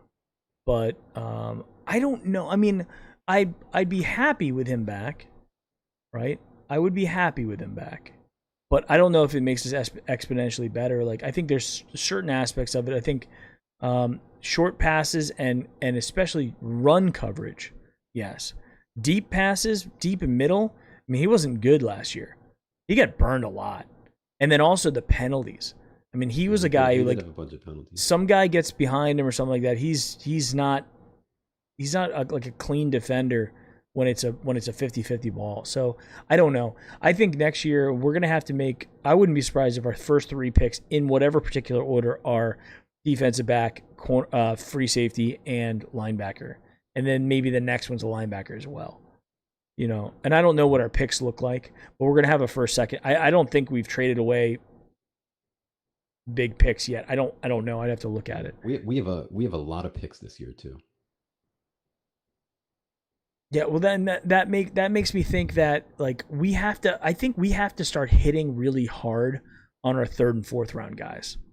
We have to, because it seems like our 1st and 2nd round guys are okay, although we're having some injury issues with our 2nd round guys. Right? What's the deal with Jacob Phillips too? Like, still got that knee. It's the same one that he hurt. I think it was week 1. And he's another 21-year-old guy. I mean, super young dude. And they're talking about it in the chat too. But man, what would this defense look like if Delpit doesn't tear that Achilles, and now Harrison's coming on strong at the strong safety spot?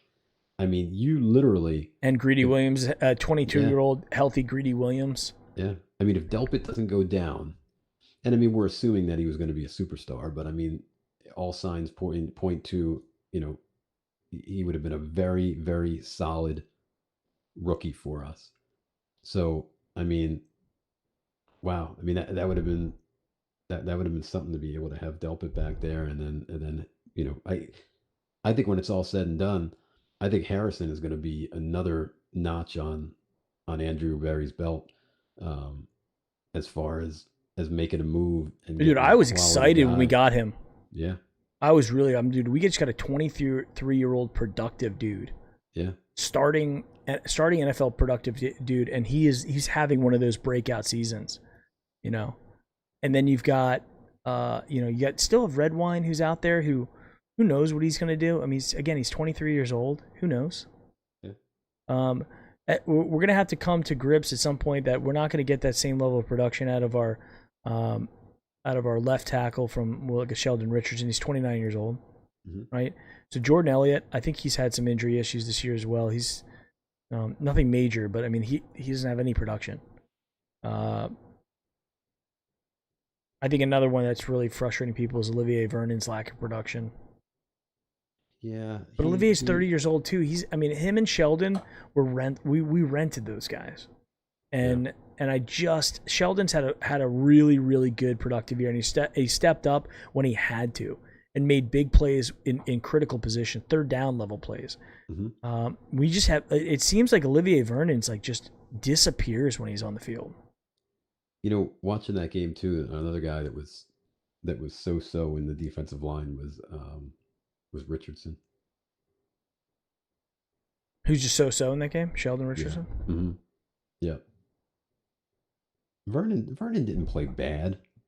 I mean, I'd be lying to you if I told you that I was, staring at him on even, 50% of any of the plays. But, I mean, he had a couple pressures. And trust me, guys, I get it. They're trashing him in the chat. I'm not a big fan. I was hoping that we moved on from him, but he's also been hurt a lot too. He has, and I think the healthier Claiborne gets, I think that we'll see a little bit more, a little bit more from that other end 32 years spot. old though. And Yeah. you know who I was really excited about, and I was really disappointed that he opted out was Andrew Billings. Yes, I was excited about that as well. And then, yeah, that was an interesting one when he opted out because I thought, man, you're killing us here. He would have been perfect as far as D line depth. Yeah, and the guy who was on my show for the Dallas game, who came on for the pregame show, Hmm. um, his name was um, Jake, and he's a guy that I work with, um, and Jake Rollerson, and he played against Andrew Billings in college. Nice. I think Billings played for Baylor. Yeah, he played for Baylor, and he actually showed me a screenshot from the TV. We were saying that the key matchup was Jake Rollerson against Andrew Billings, and he was like, that guy was by far the hardest player I had to play against because just Jake was an offensive lineman, and a guard. The hardest guy he ever had to play against his entire career, and so when we announced that we signed Andrew Billings, he sent me a Slack message. He's like, dude, you guys just got a stud. And I was like, all right, great. And then I'm sitting there and I kind of forgot about him. And then I was like, where the hell is Billings? And then I had to go and I was like, oh yeah, you opted out. Yeah. I think he would have made the team. Yeah, he was one of those first opt-outers too. Yeah, he probably would have made the team because, that's a place where we need that depth, that defensive tackle, because those guys just get winded so easily. Yeah. But another guy who could step up and who could turn into something interesting is Porter Gustin. Yeah. He's quiet. Yeah, he's been quiet, but I Very don't quiet. know if he's been getting as many snaps. I don't know how many Yeah. snaps he's been playing. You might be able to tell me. No, you know what? It's funny. I forgot about him. That tells you how much. I'll have to look to see the his snap count, but I didn't even notice if he was on the field. So Yeah, to I answer your noticed a question, couple times on there just because he's like, this big, jacked up white dude, who's like rushing the quarterback. So usually he stands out like a sore thumb. Yeah. But yeah, I think I don't think that we're gonna do we're in a position, especially with the amount of wins we have and how well things are going, and I think how we're gonna end up. I think we're gonna make the playoffs. God knows if we're gonna win a playoff game, Yeah. but I think we have the ability to make the playoffs, and then it comes down to like what aspect of our team is going to be overhauled. Yeah. And I feel like the offense is in a really good spot. When it comes to the age of our offensive line, Treader is up there. I think he's 29. Batonio's up there, 29 as well. But then Wills and Teller, these are young guys. And Conklin's, I think, is 26. Conklin's 26. So he's a guy who's going to be around for a little while as well. Yep. So we have a little bit of stability there. Batonio and Treader are coming back. I mean, they're not going to be – I can see them play until they're like 32, 33 years old, as long as they're still playing well. I'm not really worried about that.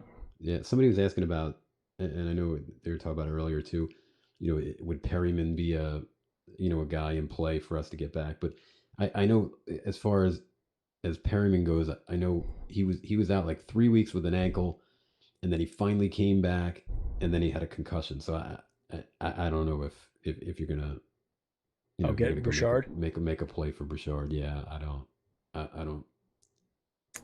see that happening. Guys, I really don't think that we need to add another receiver like that just for adding receiver's sake. I am intrigued to what a Jarvis Landry and Adam Thielen, and then swapping in Rashard Higgins and Peoples-Jones, what that would look like on offense. I'm intrigued. You have my attention with it, but I feel like we're in a pretty decent spot with the talent we have. You know what? I'm okay if they don't make a move on offense. I am 100% okay with it. Develop Jones, develop Hodge. Steven Carlson might get a catch. Yeah, I mean, and I mean, you've got such a dynamic tight end group, and you've got Jarvis, and you've got Higgins is a proven guy. Why it's a mystery still, and then we'll never know why, he wasn't on the field any earlier this year. We alluded to, maybe the blocking and whatnot, playbook earlier, but we'll never know. But I'm okay. Like and I don't know, maybe I'm selfish, but I really have a feeling that Peoples-Jones is going to be really good. He might. I mean, if you look at our wide receiver room right now, Jarvis, Higgins, Peoples-Jones, Taywan Taylor, and Kadero Hodge. That's all we have. Yeah. We don't, because JoJo's out and Odell's out. Right. So that's it.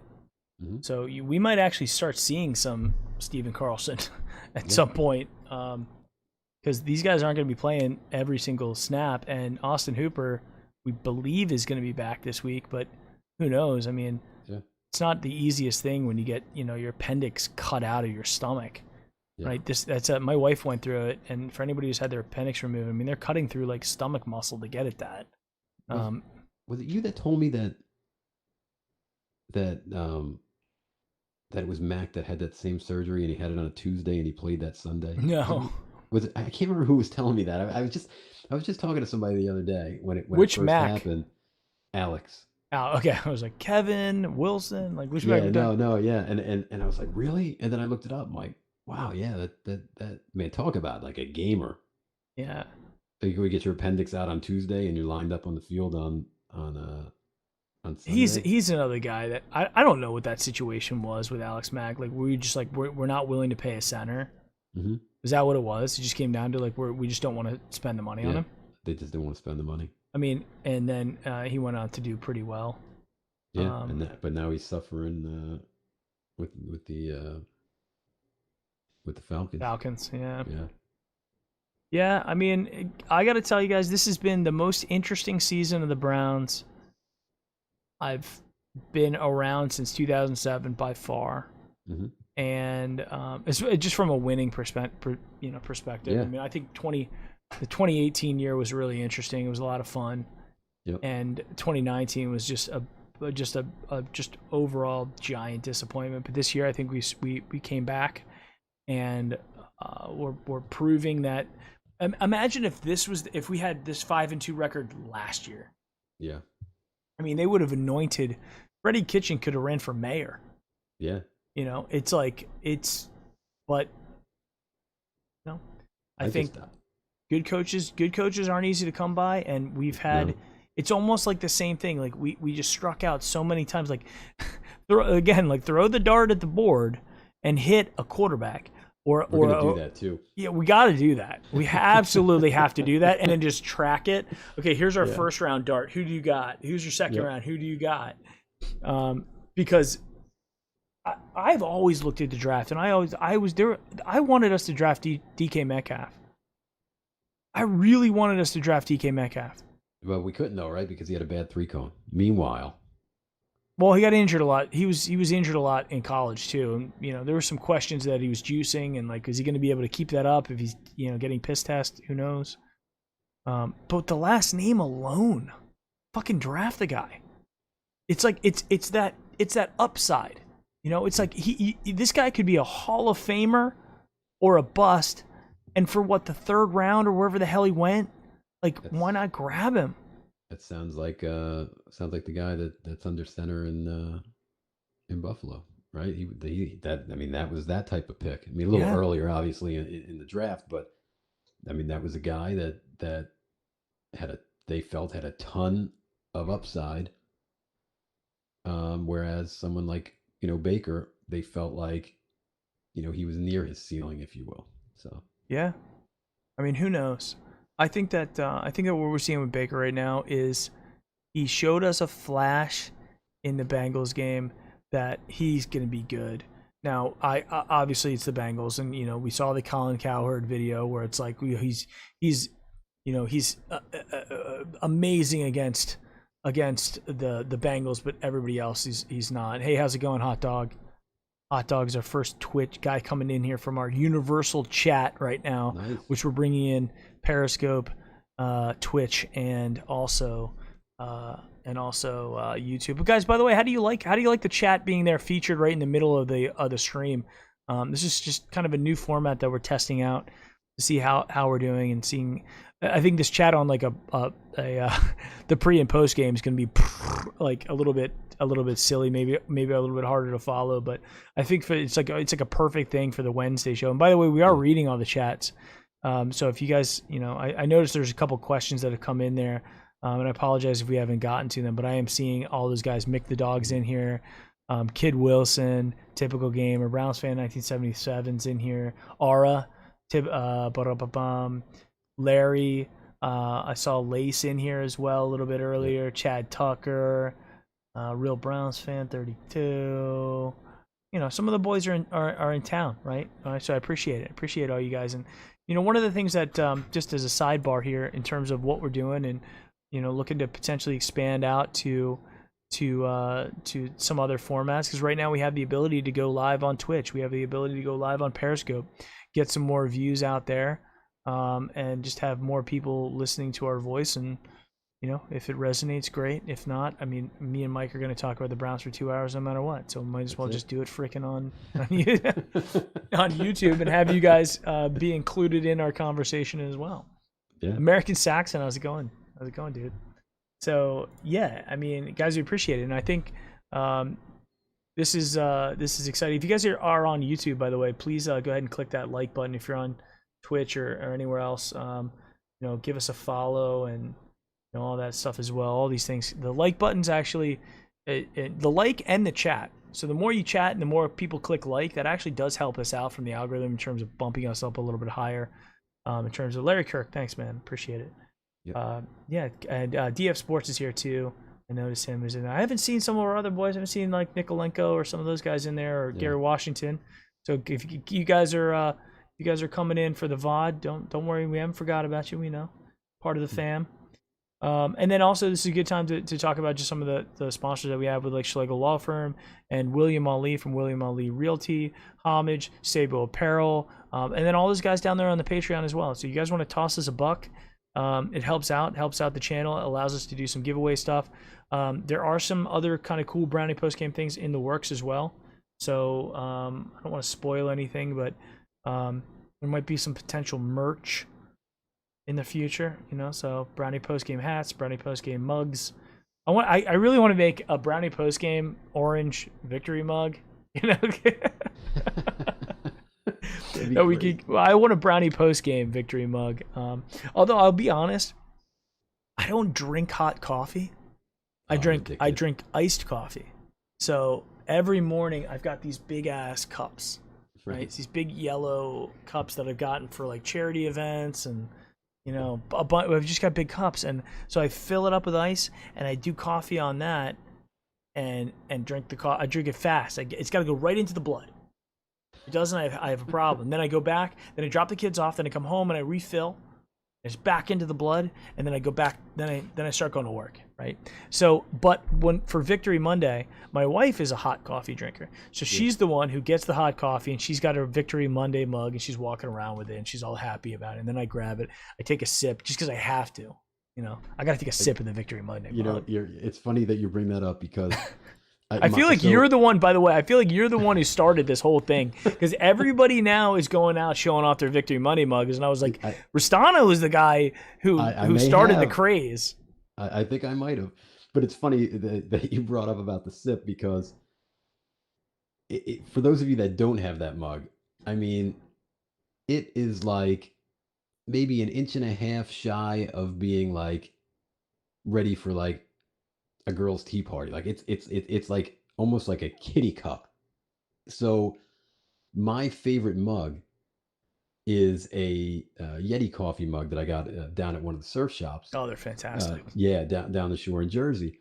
So that's my go-to. But what I do is Victory Monday, I'll pour my usual, Yeti mug. Okay. And then I pour half a cup into the Victory Monday, and Victory Monday has to be first off the first sip of coffee for the morning, and then the Victory mug follows with me, like it stays with me next to the Yeti mug, but it's not it's not the go-to. It's not the right. It's I get it. It's part of the morning routine. Yep. But I mean, it's honestly the cheapest freaking mug in the world. I mean, it's like the cheap mug. It's not even like a high quality ceramic. It's just like one of those glossy bullshit mugs that you get at the freaking airport. You know what's funny though is that mug. I can't remember when I think I bought that mug the beginning of last year. So there were spurts where that thing just sat up, in the cabinet, and I would go up and grab another glass, I have it up, like my rocks glasses and stuff are up there. So, if I'm having a bourbon or whatnot, I go grab, and I reach for the rocks glass, and then I would just see it, and I would think, maybe one day I'll get to drink out of that. Yeah. And then so it was so surreal for when we were on that 4-game win streak. Like I didn't even know what to do with myself. Like every Monday, and one of them was a Friday, obviously because of the of that first Bengals game. But yeah, I couldn't even believe it. And then again to be able to drink out of it this past Monday. I mean it's been a dream. I don't know what else to say. Yeah. I don't know. I mean, it was. I remember when I see you drinking, I was like, "Where do you even get one of those?" I was like, "I don't even." And then I saw, what was it? Cleveland Clothing Co. is the company that makes it, and they hopped in on the conversation. They're like, "Here's the link," and I'm like, "All right, fine." So I bought 2 of them, and I tweeted it out. I'm like, "Here you go. I'm going to tweet it out to everybody," because I had a lot of people actually still asking me. I had a guy today. Was it today or yesterday? About the mug. Yeah, a dude. Oh, okay. I'm sorry. It was Monday, so it's 2 days ago. Yeah. Asking me, hey, what's the link to that mug? I'm like, I don't know, man. Just like Google Victory Monday mug, you'll find it. But I sent him the link. So I have a couple funny like T-shirt ideas for merch. I want to get everybody in chat what your Mike. I want to get your thoughts on them, and I also want to get the chat's thought, because when it comes down to merch, like I've seen so many content creators, and I'm a very, very small content creator. I have a very small audience here on Twitter, or on Twitter and YouTube. But I mean, a loyal audience. So I'm not downgrading, but I'm we're not in the thousands of views. We're in the hundreds, the tens and hundreds at this point. So I'm not expecting to get rich off this stuff, right? But I still want to put out. If I'm going to put the Brownie Postgame name on it, I'm going to put out some good stuff. So what I want to do is I want to go back and I want to get some of those retro, the caricature retro Kozar shirts.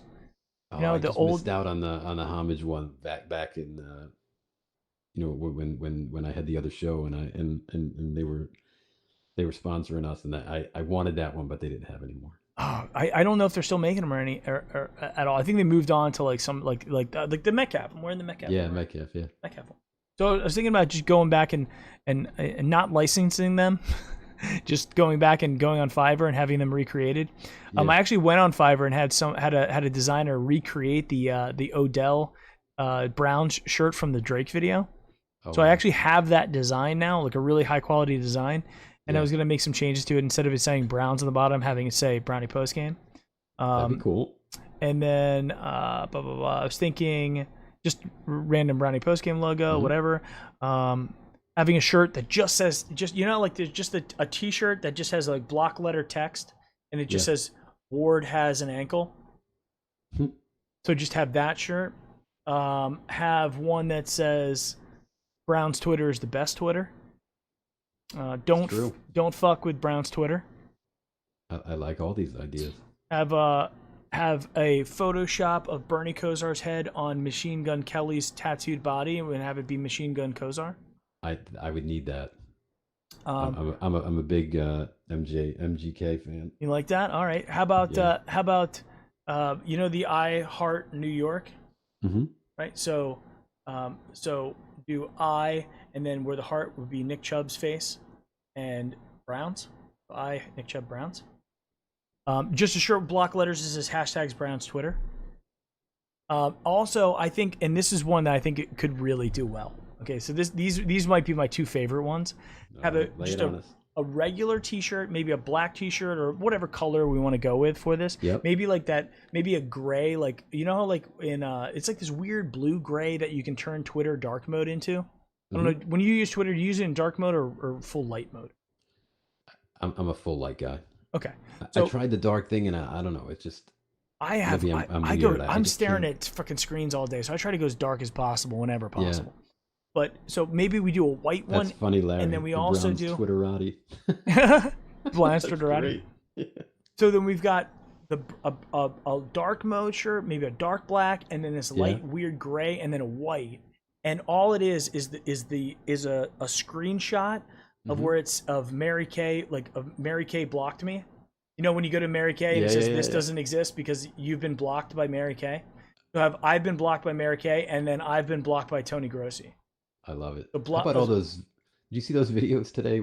It's actually been the past couple days on Twitter they keep putting Mary Kay's face on like an exotic dancer, or they put it on Princess Leia. Have you seen this?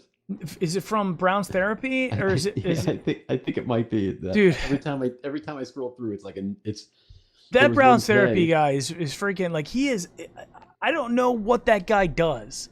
But he is on Brown's Twitter all day long, tweeting to Bo Bishop and Zagura and putting their heads on everything. And I'm like, even he hopped into this thing with Suriat and Benjamin Albright that I tweeted out, and he put Suriat versus Benjamin Albright in Mortal Kombat heads, and I'm like, where is this? What does this guy do? But he's deep into Brown's Twitter. He's like part of the soul of Brown's Twitter. Is Brown's Therapy. That's funny. You know, I was off today, so I was out doing yard work and stuff, and then I just happened to, grab my phone when I was cooling down and stuff, and I looked and I opened Twitter, and the first thing I saw was Sir Yacht and Ben going back and forth, and I thought, what did I miss? Like, that was an dude. I was in the same way, and I love Sir Yacht. I think Sir Yacht's awesome. I love his stuff. He always helps me out and retweets all my videos and stuff like that. So we have a symbiotic relationship, me and Sir Yacht, in terms of just like supporting each other's content. But I think he's a great guy. I think he's brilliant. I think he's gonna be famous. I think he's literally has the talent to really make it big in whatever he does, whether it's music or the stuff on Twitter or whatever he's going to do, but he's going to do something cool. And so I just get on and I see that Benjamin Albright is just calling him out and screen capping his tweets and stuff. And then I remember some of the stuff that you're sending me from the Orange and Brown report with those verified guys who are saying the same rumors. Right. Same rumors that Sir Yacht was talking about with Adam Thielen and these guys.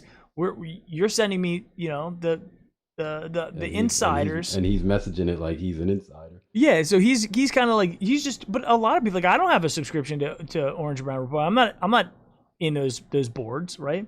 Right. So if Sir Yacht's just reading the boards, or maybe is it a premium membership that you have for that? Yes. Okay, so it is a premium membership. So maybe he does have that. And maybe he's just looking around, and maybe he's made content. He's got 30-something thousand followers at this point. Like Sir Yacht's got a big enough audience that he can push stuff. So then when I see Albright going out there, and I'm like, look, this is another blue check mark dude who is, for whatever reason, I have to ask Sir Yacht like who started it, but I don't even know how it happened. Like it was just like, yeah. So then I, obviously I'm a fan of Sir Yacht. So then I tweet out, where do you stand between Sir Yacht and Mr. Boat versus Spandex Shirt. So you were building it up a little bit. I gotta defend Brown's Twitter. Just in time for isn't the press conference on Friday for Tyson and who's he fighting? Just Roy Jones. Roy Jones. Isn't the press conference? I'm almost certain it's Friday. I don't know, but I saw Tyson on Joe Rogan talking about it, and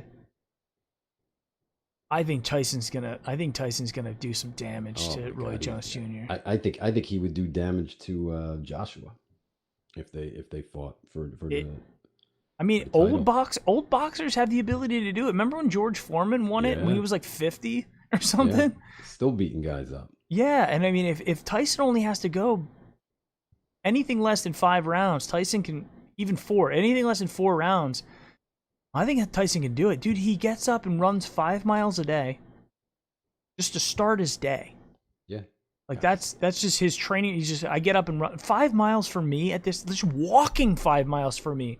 My knees, my ankles, my Achilles, my hips, everything would be hurting. Yeah. But he's out there running 5 miles a day just to start it off. Before he's like, that's not even the workout. That's just like to start the day. and his hands are fast as lightning. I mean, he actually looks faster now than he was back then, if that's even remotely possible. Yeah, he still has that burst of power, that blast of power. And Yeah. I think if he's really focused, and when he was talking on Rogan's podcast about it, he just seems like he's really excited to do it again. Yeah. He's excited to get in the ring, and he was like, look, I think the difference between me and a whole lot of people is I was never nervous when I never had the butterflies. I was never nervous. I was never afraid when I got in the ring. When I got in the ring, I was prepared, and I'm in there to do damage, and I know that I already have this guy beat, and I just can't wait till I can put my fists on him. The other guy are the ones who are nervous, who are scared about, maybe they haven't been under the lights before. Maybe they don't know what that feels like, that media attention, those cameras. And he was like, after I got used to that, I was like just unstoppable. Yeah. That's for sure. That's my childhood right there. Yeah, I mean, I remember Mike Tyson growing up with Mike Tyson's Punch Out in the NES, and then watching him just annihilate dudes all the way up till really to that Buster Douglas fight. And then going to jail and coming back. Yeah, like I biting off Vander's ear. I literally. Yeah, I remember. I watched all those live when I was a kid, and it was back when like pay-per-view was like 1995. It wasn't the 80, 59, 90, 89, whatever it is now. But it's funny because my dad was a huge boxing fan, and we'd always have the fights on HBO or whatnot. But point being is it got to the point where you had to start paying for the Tyson fights, and it would get to the point where I used to have to beg him because he's like, I'm not paying $20 for 6 seconds. I'm not doing it anymore. And it was basically that. And he would do it anyway, and it was just a riot because like the fights that he lasted a little bit longer. He'd be like, yeah, see, finally, I'm getting my money's worth. Yeah. I remember I would ask my dad, I'd say the same thing. I'm like, are we going to get the Tyson fight? He's like, I don't want to stay up till like, 1 o'clock in the morning waiting for this damn thing to go and everything. It was just going to be a 5-second fight. And then when it got to the Holyfield years, then he was like, my dad called it. He's like, Holyfield's going to beat him because Holyfield's a boxer. And Holyfield's just going to box him. And he did. And it was to the point where Tyson was just like, I can't beat this guy. I'm just going to bite his damn ear off. Yeah. Right. Once Customato died, it was and Don King came into the picture. It was different. It was just, and Mike will tell you that too. Yeah, absolutely. I mean, but then after that, after Tyson, there hasn't been, I mean, you could say, Mayweather, but the heavyweight class has just been nobody cares, right? No. It started turning into MMA. Yeah. When MMA came around, and I used to listen to Joe Rogan podcast over his. I think there was a point where I had listened to just about every single one of them up to like 700. Yeah. I mean, and then I kind of just got into some other podcasts and stuff, some other kind of content that was out there. You were always very high. You've always hey, go listen to Joe Rogan. For as long as I know you. Yeah. Joe's been, just a really interesting guy, because there was a time when, after I had my son and I was trying to get healthy again and going for really, really long walks, and then I started getting into jogging and getting healthy again, and I just had to do something. And you can't listen to music forever because you can't. So I would just listen to Rogan. And I didn't care about MMA, I didn't care about fighting or anything like that. But then you have these MMA guys on there, and then you get to watch them in those weekends and get to understand UFC a little bit. Joe Rogan, I think the UFC blew up partially because of the amount of publicity that he put on his podcast, be able to talk about it and give those guys an audience. But he even said it. He's like, there's not going to be another boxing superstar. That sport's dead. I'm laughing at Kid Wilson because I hear you. I remember watching Roberto Duran and some of the greatest. We've totally gone a totally different way all of a sudden on our show here. But I remember the Sugar Ray Leonard Marvin Hagler fights. I mean, those two were some fights, man. Oh my God! Somebody used one of those face app things to put my face. Yeah, on. it was who was it? Was it Larry? Locker room talk. Yeah, somebody did it. I just saw it in there. You're on your head's on Baker's face, right? Or I look your like face is I on look like a Baker. pretty good baker. I'm not Do gonna you? lie. I haven't seen it yet. Send it to me. I want to see. Hey, before I forget, Bad giving somebody it. I don't know if it was Mick, but somebody mentioned the Black Rifle coffee. Mm-hmm. I've never had it. I've had I it. saw that they put out a pumpkin, and it should be here tomorrow. Okay. Is it? Has anybody had? Have you had Black Rifle? I have had. I Is it haven't had their pumpkin. is I've it had. good? Like Yeah, not the pumpkin, but just their coffee in general. Is it strong? it's strong. It's All well, right, I the like one a I got strong was like coffee. the really strong one. Yeah. And I thought it was pretty good. I mean, it's not.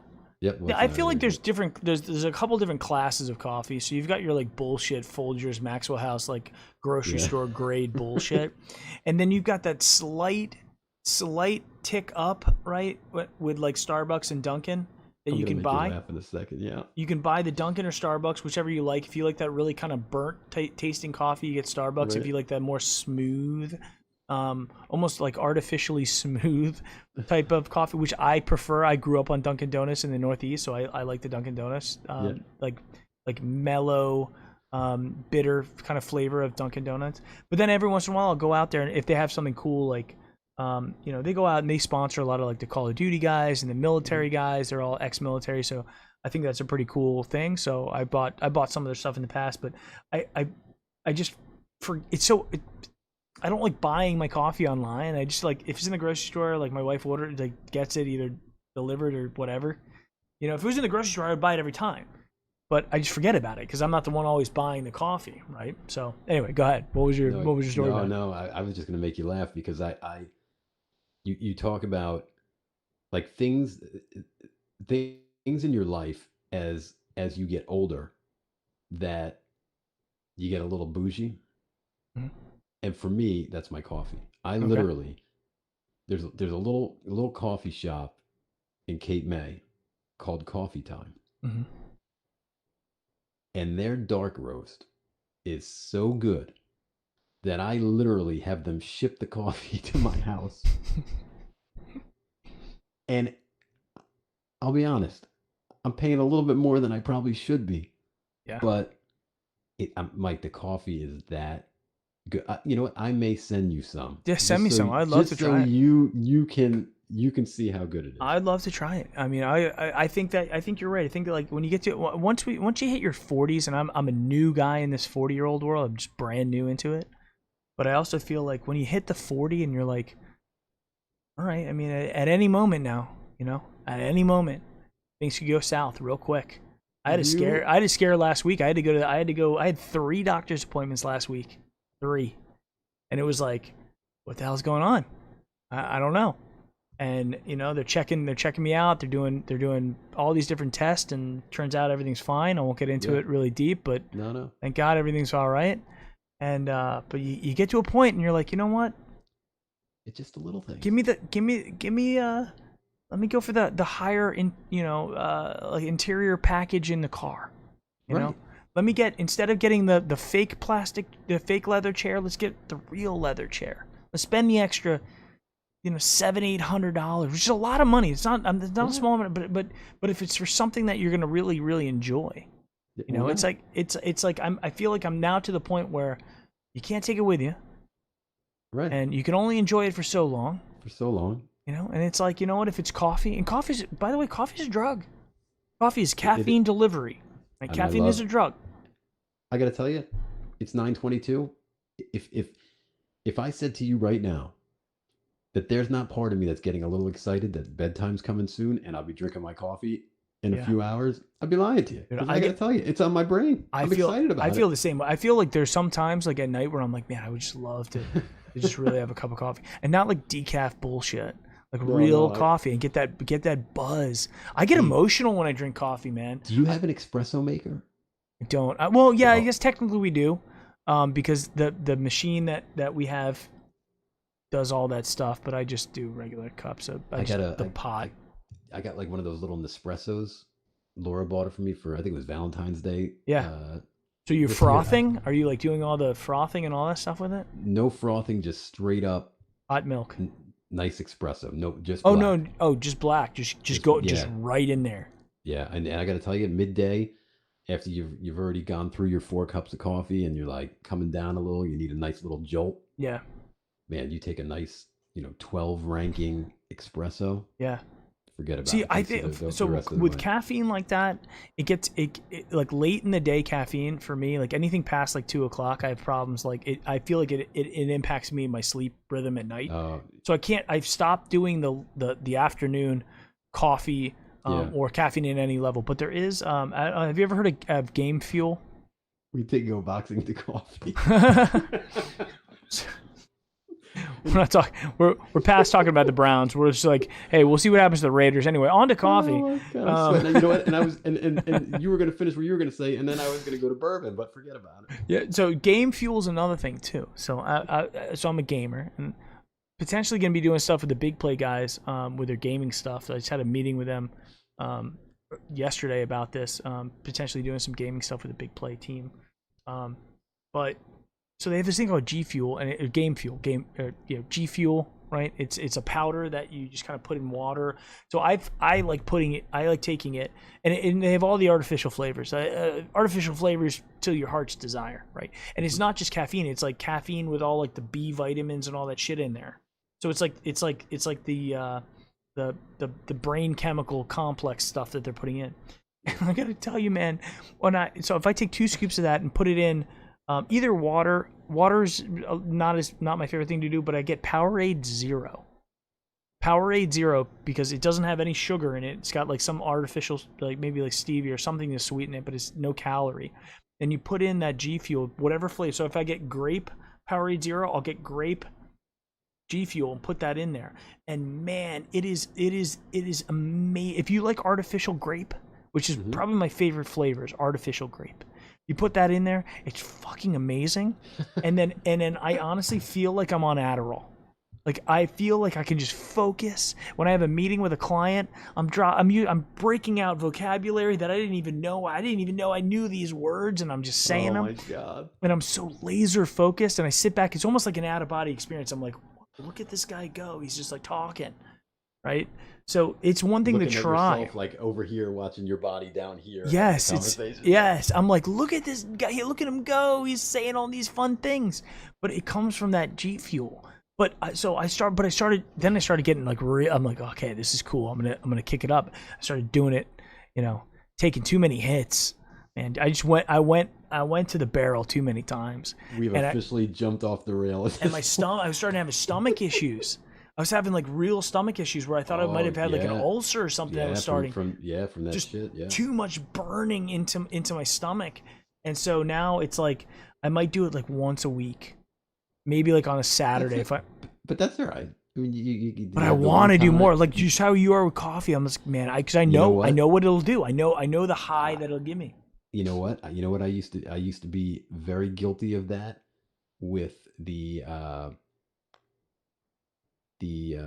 sugar-free Monster, the one that came in the white can. Okay, yeah, I know what you're talking about. Yeah. I used to be addicted. I would drink like 2 or 3 a day, and finally, Laura was like, "You're gonna die of a heart attack." Like, you just need to. But that's really bad artificial energy. Yeah, so I did. I stopped, but like Mick was saying in the chat, I'm the same way. I'm like, I could have a cup of coffee right now. I could make an espresso.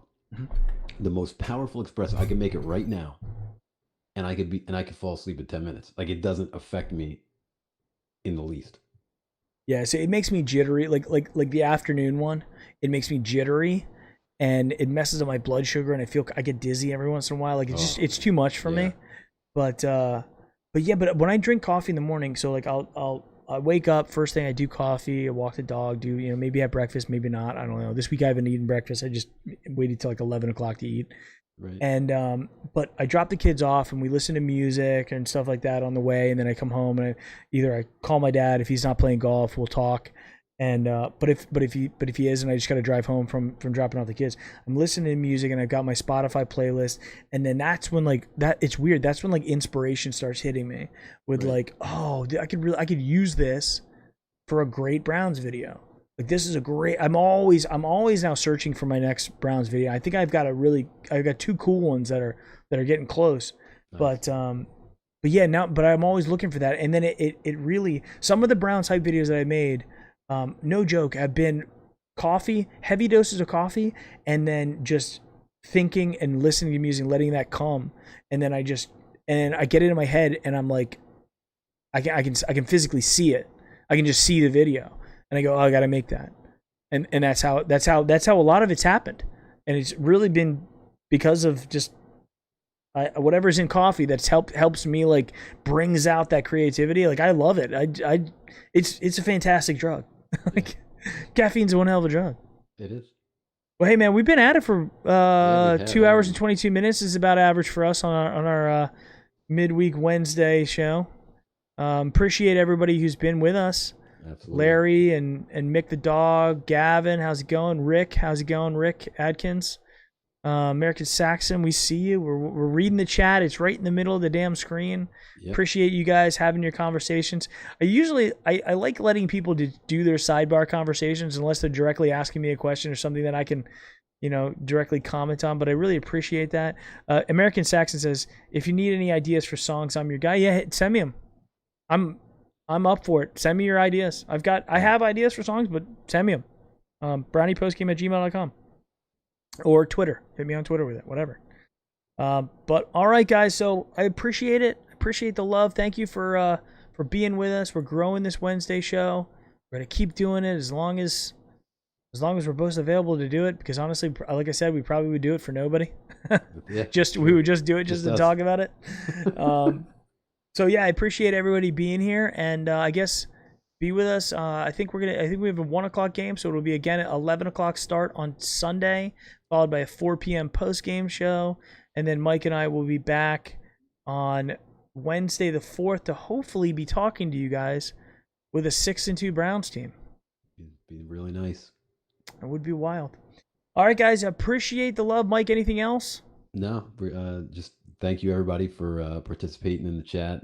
I look forward. I just told Mike earlier, I can't wait for Wednesdays. This is it's a great time. Appreciate you guys hopping on and spending Wednesday with us. Yeah. My wife's like, are you gonna do like 4 hours of the mic on Wednesday again? Like, she's like, I'm going to bed at 9 o'clock. She's going to bed, and I'm like, all right, I'll be up in a minute. I hear you. But all right, guys, I appreciate it. Go Browns. We'll see you on Sunday. Hit the like button, subscribe to the channel, do all that kind of good stuff, and we'll see you soon. Go Browns. Go Browns. Peace.